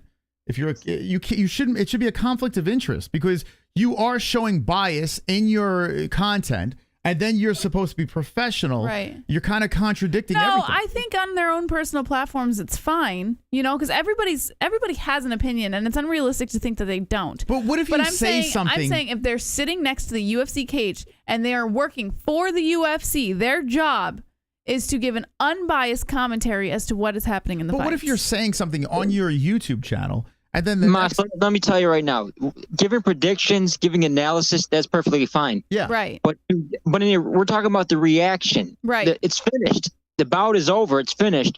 And your reaction is, oh, I can't believe you lost. Yeah, that's what we're talking about. It's completely different things. You're just trying to make a conversation or something, or play devil's advocate where it's not even near relevant. Yes, I agree with that. Whatever the take is irrelevant to this conversation. It's about his job is one thing, and then showing complete bias outside of his job. I mean, that's ridiculous. That seems weird. No, it's perfectly okay to have an opinion outside of your job. Look at Bruce But Buffer. when you are working and you are a professional and you are hired to do a job, you're getting paid to do a job, which is to be unbiased. It's okay to have an opinion during the job. Like, that's his job, to analyze and give his opinion. Like, I think this guy has better stand-up in this department, and that's perfectly fine. That's his job, actually. But like I said, it's the reaction. Right. Like, the dude, he got knocked out. You're obviously upset because the guy you wanted to win lost. When you're supposed to be excited after that event, a big knockout, you're supposed to be, whoa, holy cow. Not like all the press and said. Just that's what we're talking about. But anyways, I'm not going to get too much into it. How about this? I got to talk about Jamal Hill real quick because he's just like the typical. Now, don't get all butthurt, but just a loudmouth, arrogant Black American, just like the prototypical. He's screaming with his wide eyes. Oh, I'm gonna knock him out. He's got this crazy, scary eyes, walking around the arena. Totally arrogant, totally cocky. What does it being black have to do with any of that? What it has to do with it, because they got a different aura. You know what I'm talking about? What do you mean, everyone in the kid knows what I'm talking about. Bro, and leave your clan hat at the door, baby. What are you doing? It was definitely a treat. It was satisfying. It was satisfying because there's confident and they're straight arrogant cockiness, straight dickhead, and that's how Jamal Hill was acting. Up to the whole lead up. You were literally hold on 1 second. You were like our Daniel Carver. It was ridiculous. I swear to God, I feel like I'm on the Stern Show. You're literally like our Daniel Carver right now. Do you realize what you just fucking said? Like it is. I know I'm not the only one feeling that way. He was totally out of pocket. But there are arrogant white people too. You know what I'm saying? There are arrogant white people. They got their different aura. They got their whole different aura. You know, Conor McGregor did the whole thing with the wide eyes. He would go up there try to do crazy eyes and shit. What's the and difference? he was annoying too. He was hella annoying too. But you Jamal don't call Hill, white. They got their own aura. But hold on a second. You don't say, "Hey, he's an average fucking white trash." You don't say any of that. No, because they got their two different auras. It's a two different cultures. God, Kevin, stop it. Jamal Stop it. Hill, hold on, let me give him a shovel. Go ahead, keep going. Jamal Hill represents that to a T. It's that typical prototype that can't be denied. It's just Do you think plain it's a as day. Michigan thing too? Do you think the streets of Detroit, is that what it is? It's the no, I ain't gotta say it. It's just out there in the open for the way he acts. He's got the arrogance to him. He's got the the chip on his shoulder. It's just he got some humble pie and he needed it. Definitely needed it. Okay. But I'll say this though. All these fighters with devastating injuries to come back like that. Achilles, he fucking ruptured his Achilles. Is to come right back into a title fight against a knockout artist like Pereira. Kevin, and ironically, he did it playing basketball like a typical black person, right? Exactly. Racket. He fucking tore his ACL. He was eating chicken and watermelon afterwards. Stop it. Gary. He goes right back into Calvin Cater, same thing. These dudes need to fucking slow their roll when they're coming back from big injuries because it's obviously not working out. Mm-hmm. What's your thoughts on that? I don't really have any. You have any thoughts on that, Jess? I want to move on from this conversation. You made your point. You got real uncomfortable with that one. What else you don't like Kevin? the truth being spit. You don't like the truth being spit. No. And there's white fighters too. Well, but listen, Kevin, I think having having a truth and having a stereotype are two very different things. And I think yours is a little swayed. So you tell me Jamal Hill doesn't fit the stereotype? Huh? Jamal Hill is hood. Yeah. Are you saying? Hold on. Let me tell you. He's walking around the arena screaming with the crazy eyes. His eyes all wide as hell. What's wrong with that? Okay, he's selling a fight. No, you think he's getting paid? Kev, he's getting pay-per-view buys. He's selling a fight. What's wrong with that? And now we're allowed to criticize him when he's acting a fool. What? Just like what Conor did. What was wrong? What he did? What was wrong about that? He was selling a pay-per-view. He was selling a fight. He was getting hyped. What was wrong with that? You look at someone like Pereira. He doesn't need to do all that shit. When Pereira walks out. Pereira. Wait, hold on a second. Doesn't say a thing. And what does he do? He goes out there and knocks him out in the first round. Pereira does a fucking autistic stomp and then fucking shoots a fake bow. It's like, what the fuck, Kevin? What are you talking about? Oh, his little gimmick bow from his because he's representing his native ancestry. So is Jamal Hill. His native ancestry is hood. His native ancestry is hood, and he was representing it. There's nothing wrong with that, Kevin. Just like you said about Pereira. Now being stereotypical. Now who's being? But I'm leaning into what you're saying. He's representing his native ancestry, whatever he's fucking saying over there. It's the same shit. You're contradicting yourself. It's okay for Pereira to do it, but it's not okay for Jamal Hill, good old hood out there. My last point, where I'm agree to disagree there. Garbrandt. You remember his fight versus Arman? That was fight of the year contender on multiple publications. Oh, put me to sleep. That was. I don't remember. I do remember it. I was bored out of my mind. Fight of the year. It was a fight of the year, dude. Did you rewatch that fight? Would you ever rewatch that fight? Arman Sarukian. Arman Sarukian versus. Would you rewatch that fight right now? If I was like, yo, put this on, watch this, or have sex, what would you do? Versus I would have Arman? sex. Yeah. Him versus Arman was an elite fight. The grappling exchanges were some of the best. The scrambles, the takedowns, the reversals. Because of Sarukian. Wrestling scrambles get. Because of Sarukian, not because of fucking oatmeal face. You guys should have your own show on Thursday nights. Just the two of you. I think you guys would be great. Love this shit. He loves it. It's not because of it was not because of fucking Garbrandt. It's because of Sarukian. Let's be honest. How about Arman though? You're on riding his nuts. What did he do to beat Oliveira? All he did was lay on him to a decision. Listen, and that goes to show you how bad Garbrandt is. Right? He's more exciting than Garbrandt. That's how bad Garbrandt is. he's a crotch sniffer, dry humper, though, right? I agree. Yes, he's better and he's more exciting than Garbrandt. So what does that say about Garbrandt? Garbrandt should be WMMA. I'm telling you right now, may have a boring style to the casual eye, but he's a problem. If Garbrandt was a champion, would you be happy about that? Absolutely. Why? Because of Polish? I'm going to be happy when Jan Blachowicz comes back champion too, because he beat Pereira. They robbed him of that fight. Jan Blachowicz is the rightful champion, and they robbed him. You're right. You're actually right. I agree with that. Yeah, I actually agree with that. He is the rightful champion. I'll tell you this about Pereira. This will be my final take. I don't know how back up beyond. I have no clue how. There's no wrestlers in that division. It's all straight. You got. Wait, hold on a second. Wait. Actually, back up. You're saying the Ankalaev versus Blachowicz fight he got robbed? Is that what you're saying? No, Blachowicz versus Pereira. Oh, you're right. Yeah. Okay, yeah. I agree. Sorry, I wanted to make sure I agree with the right thing. Yeah. Like, imagine if there was a Bo Nickel type at light heavyweight. Pereira would get destroyed, but he's fighting all these strikers. Someone like Prochazka, as much as I love him, has come charging in with these crazy strikes. I mean, that's tailor-made. Jan Blachowicz, even though he can grapple, people say he's a wrestler. He comes from a kickboxing background. He's not a wrestler. Okay. Who else did he fight? Hold on a second, Kevin. Hold on. Jamal Hill. People were saying Jamal Hill should wrestle. He should have wrestled Pereira. Well, hold on. This is KKK MMA. We welcome you, Kevin, into our ranks. Soon every black fighter will lose their belts. Edwards is next. It's called Hoodera is what KFC means. Kevin? Hold on. Listen up. Listen up. Leon Edwards doesn't act like that. So just because I called out one African American. Wait, hold on. Leon does. What do you mean? Leon does. He fucking does headshot, dead shot. He does do shit like that. He gets hood. Everybody, you can do little things like that, but it's the constant. It's the constant acting. It's constant. That's Aljamain Hill. That's him. What would you rather have? A guy not? It was relentless with this shit. But it does it not make? They counted me out. I'm gonna knock his ass. Come on, dude. Okay, let me ask you a question. All right, seriously though, for real, is this really relevant? Hold on, but when you saw the arrow get shot into the cage, and then Jamal grabbed the arrow and snapped it over his knee, you don't think that was fucking badass? The whole sequence, the arrow shooting, Jamal catching the arrow, that was pretty fucking cool. No? That was cool. Yeah. So what the fuck's the problem? Shit. Yeah, it was cool. What I don't think is do you see him walking around the arena screaming, like acting like making a scene at the arena?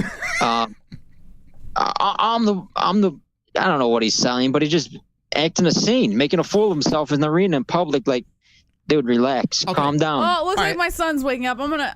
Good night, guys. What do you think of Jamal Hill's takes when he was going after Ariel Helwani? Were you team Jamal or team Ariel on that one? I don't even remember that. What was that about? When he just had a beef with it. All right, forget it.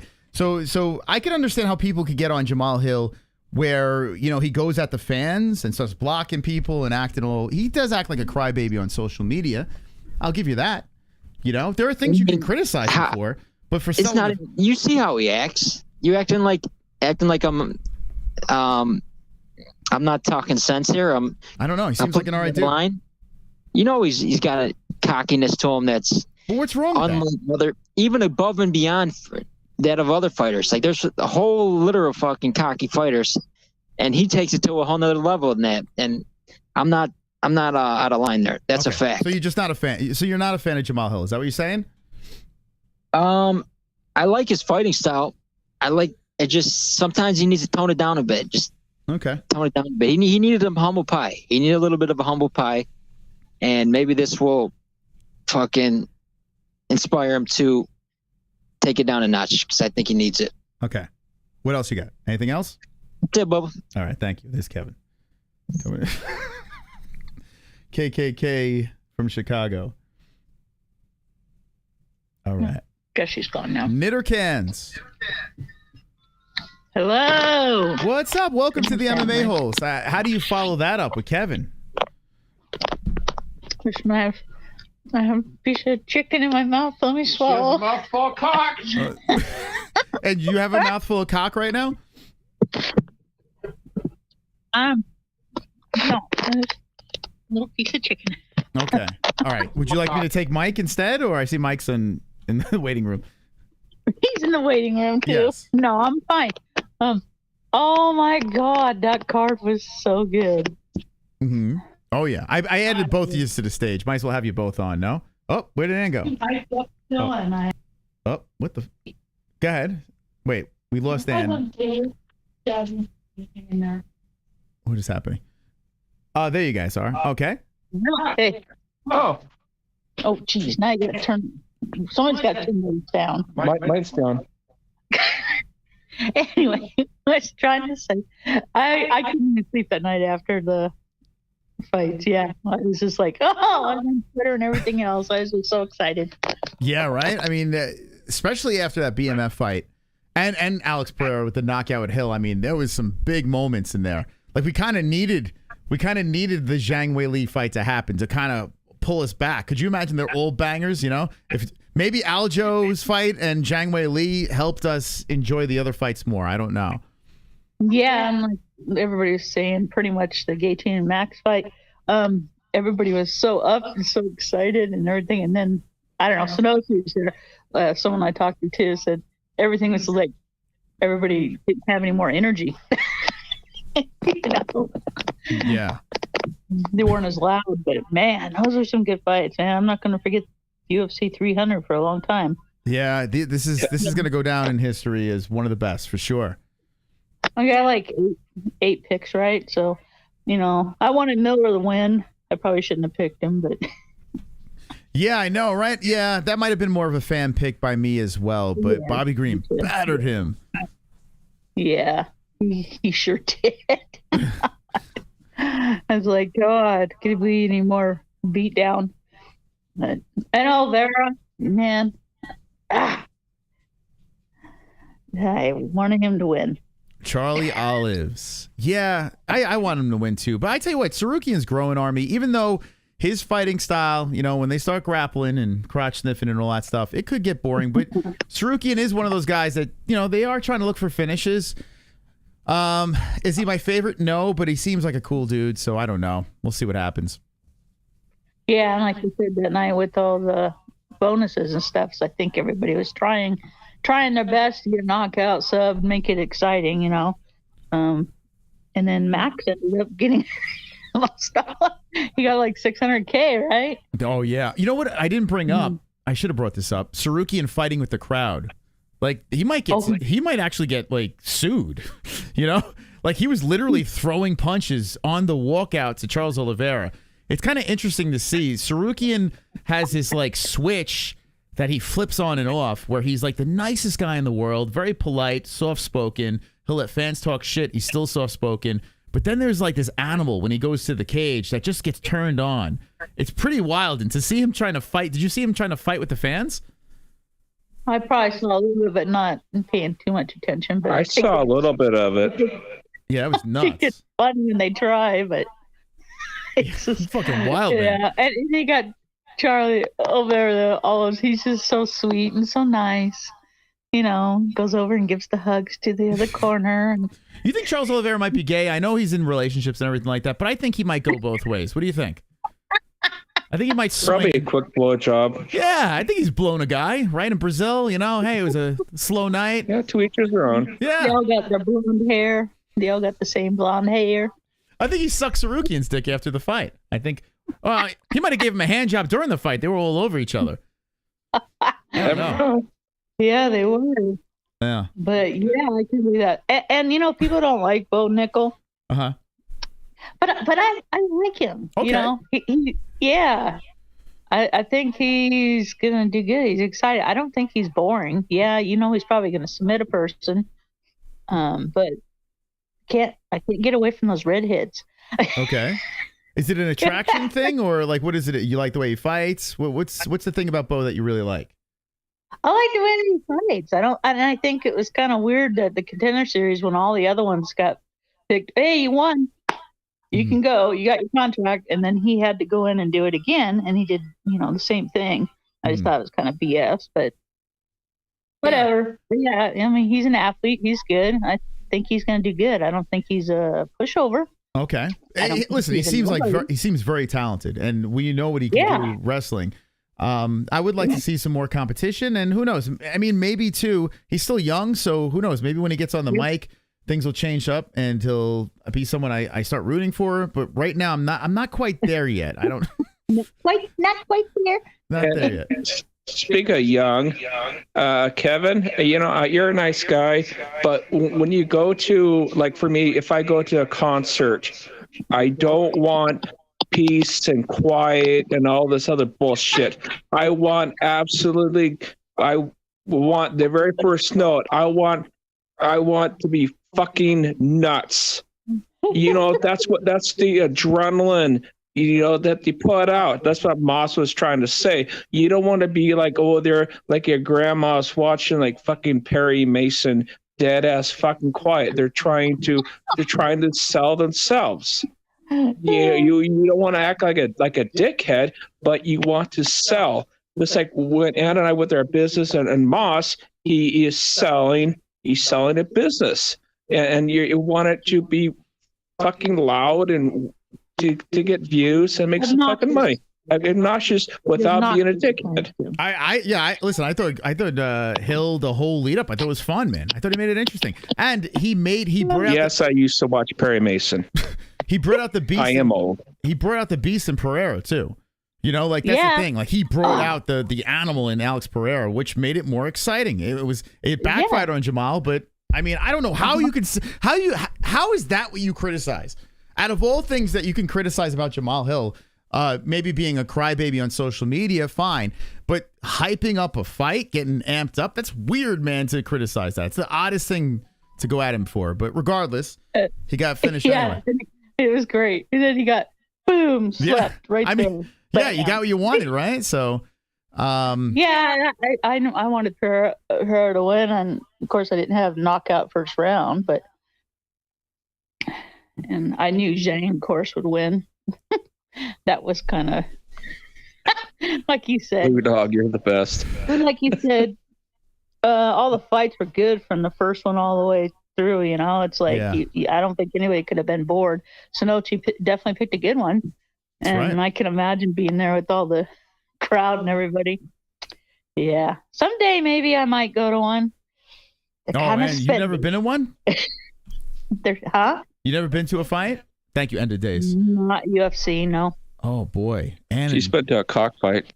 A cockfight. Very nice. Okay, that's good. All right. Local fight. Locals. Sounds like a good time. UFC. Yeah, I have fun with those. That's fun. It's not like UFC, but you still get the adrenaline going, but not the same. You get more drunk people all around you, too, there. I tell you, the regional scene there's some really good fights. I've seen some of the best fights at like local events, and you can have a really good time. Now, you got to get your ass to one of those UFC events, though. You definitely got to get. Maybe what we'll do, we'll buy tickets to an event. They are, maybe we'll do a giveaway like UFC tickets. Maybe that'll be like a big giveaway at some point. I can't, for me, we go on vacation, we have fun, we spend some money, but for me, I can't do like $3,000 for something that lasts for 24 hours. That's just me, Yeah. If I want to do there, I have to fly like first class seat because I can't fit in that tiny little seat. Yeah. But it's expensive, and I know there in Vegas is more expensive, and that's probably the closest. Someday. Someday. Hopefully before I, be 80 years old and be having on a wheelchair and then I remember UFC 200. Maybe it'd be like a business expense. Mm-hmm. Yeah, a big business expense. I think the most I've ever spent for tickets was like around 400. I spent. I thought that was crazy. We got to get good seats like Sonochi had. It ain't worth it. Yeah, that's a lot of money. It's two of us, so it's like double that. Plus as these fighters are making more money, strippers than the coke. Oh. Yeah, we got. Honey, keep on making that money, walking them streets. Yes, that's right. And work. Actually, maybe you know what? If you go to Vegas for an event, maybe sell the body, and then you can make some bucks on the side, and then you can get some really good seats. Well, I already shaved my balls, and my wife answers I got a cute ass, so at least I got $1 or $2. You can walk the night, swing on a couple of poles, get a couple extra bucks. Next thing you know, you're on your cage side for the biggest UFC 400. My knitter cans flopping around. Yeah. Put the tassels on there, you'll be good to go. That'd be kind of, that'd be interesting. That's right. Well, listen. I will wait till I get in better shape. Well, you look beautiful right now, Ann. And Mike, you too. You look beautiful as well. It's a pleasure. You always look beautiful. Hey, what can we say? It's a gender thing, right, Moss? That's right. You look like you're beautiful too. It's a ginger thing, is right. That's right. Hey, I agree. Well, ginger's listen. cute, but no. What a way to end the phone lines with the knitter cans and sexy Mike H. I want to thank you guys for stopping by, and I hope you have a wonderful, wonderful rest of the evening. Okay. I hope you have a wonderful, wonderful rest of the evening too. And tell Jessie hi. I'm sorry I missed her.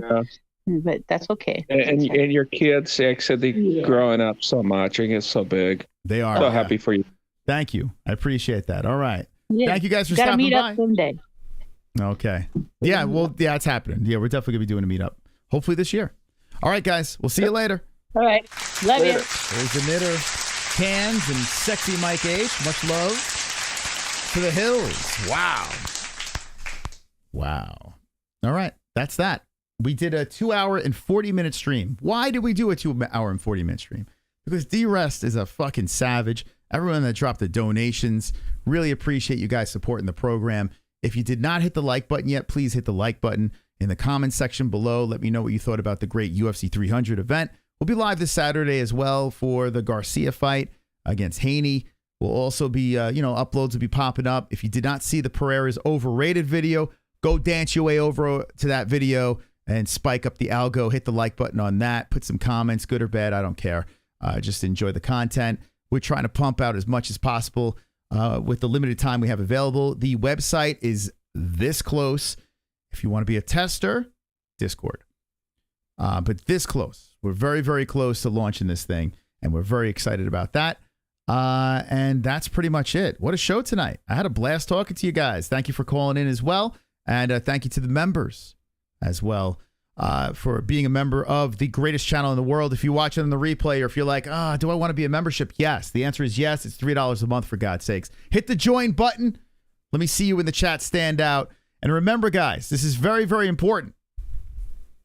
I don't know how many times I got to tell you this, but don't be an a-hole. Be an MMA-hole. Good night.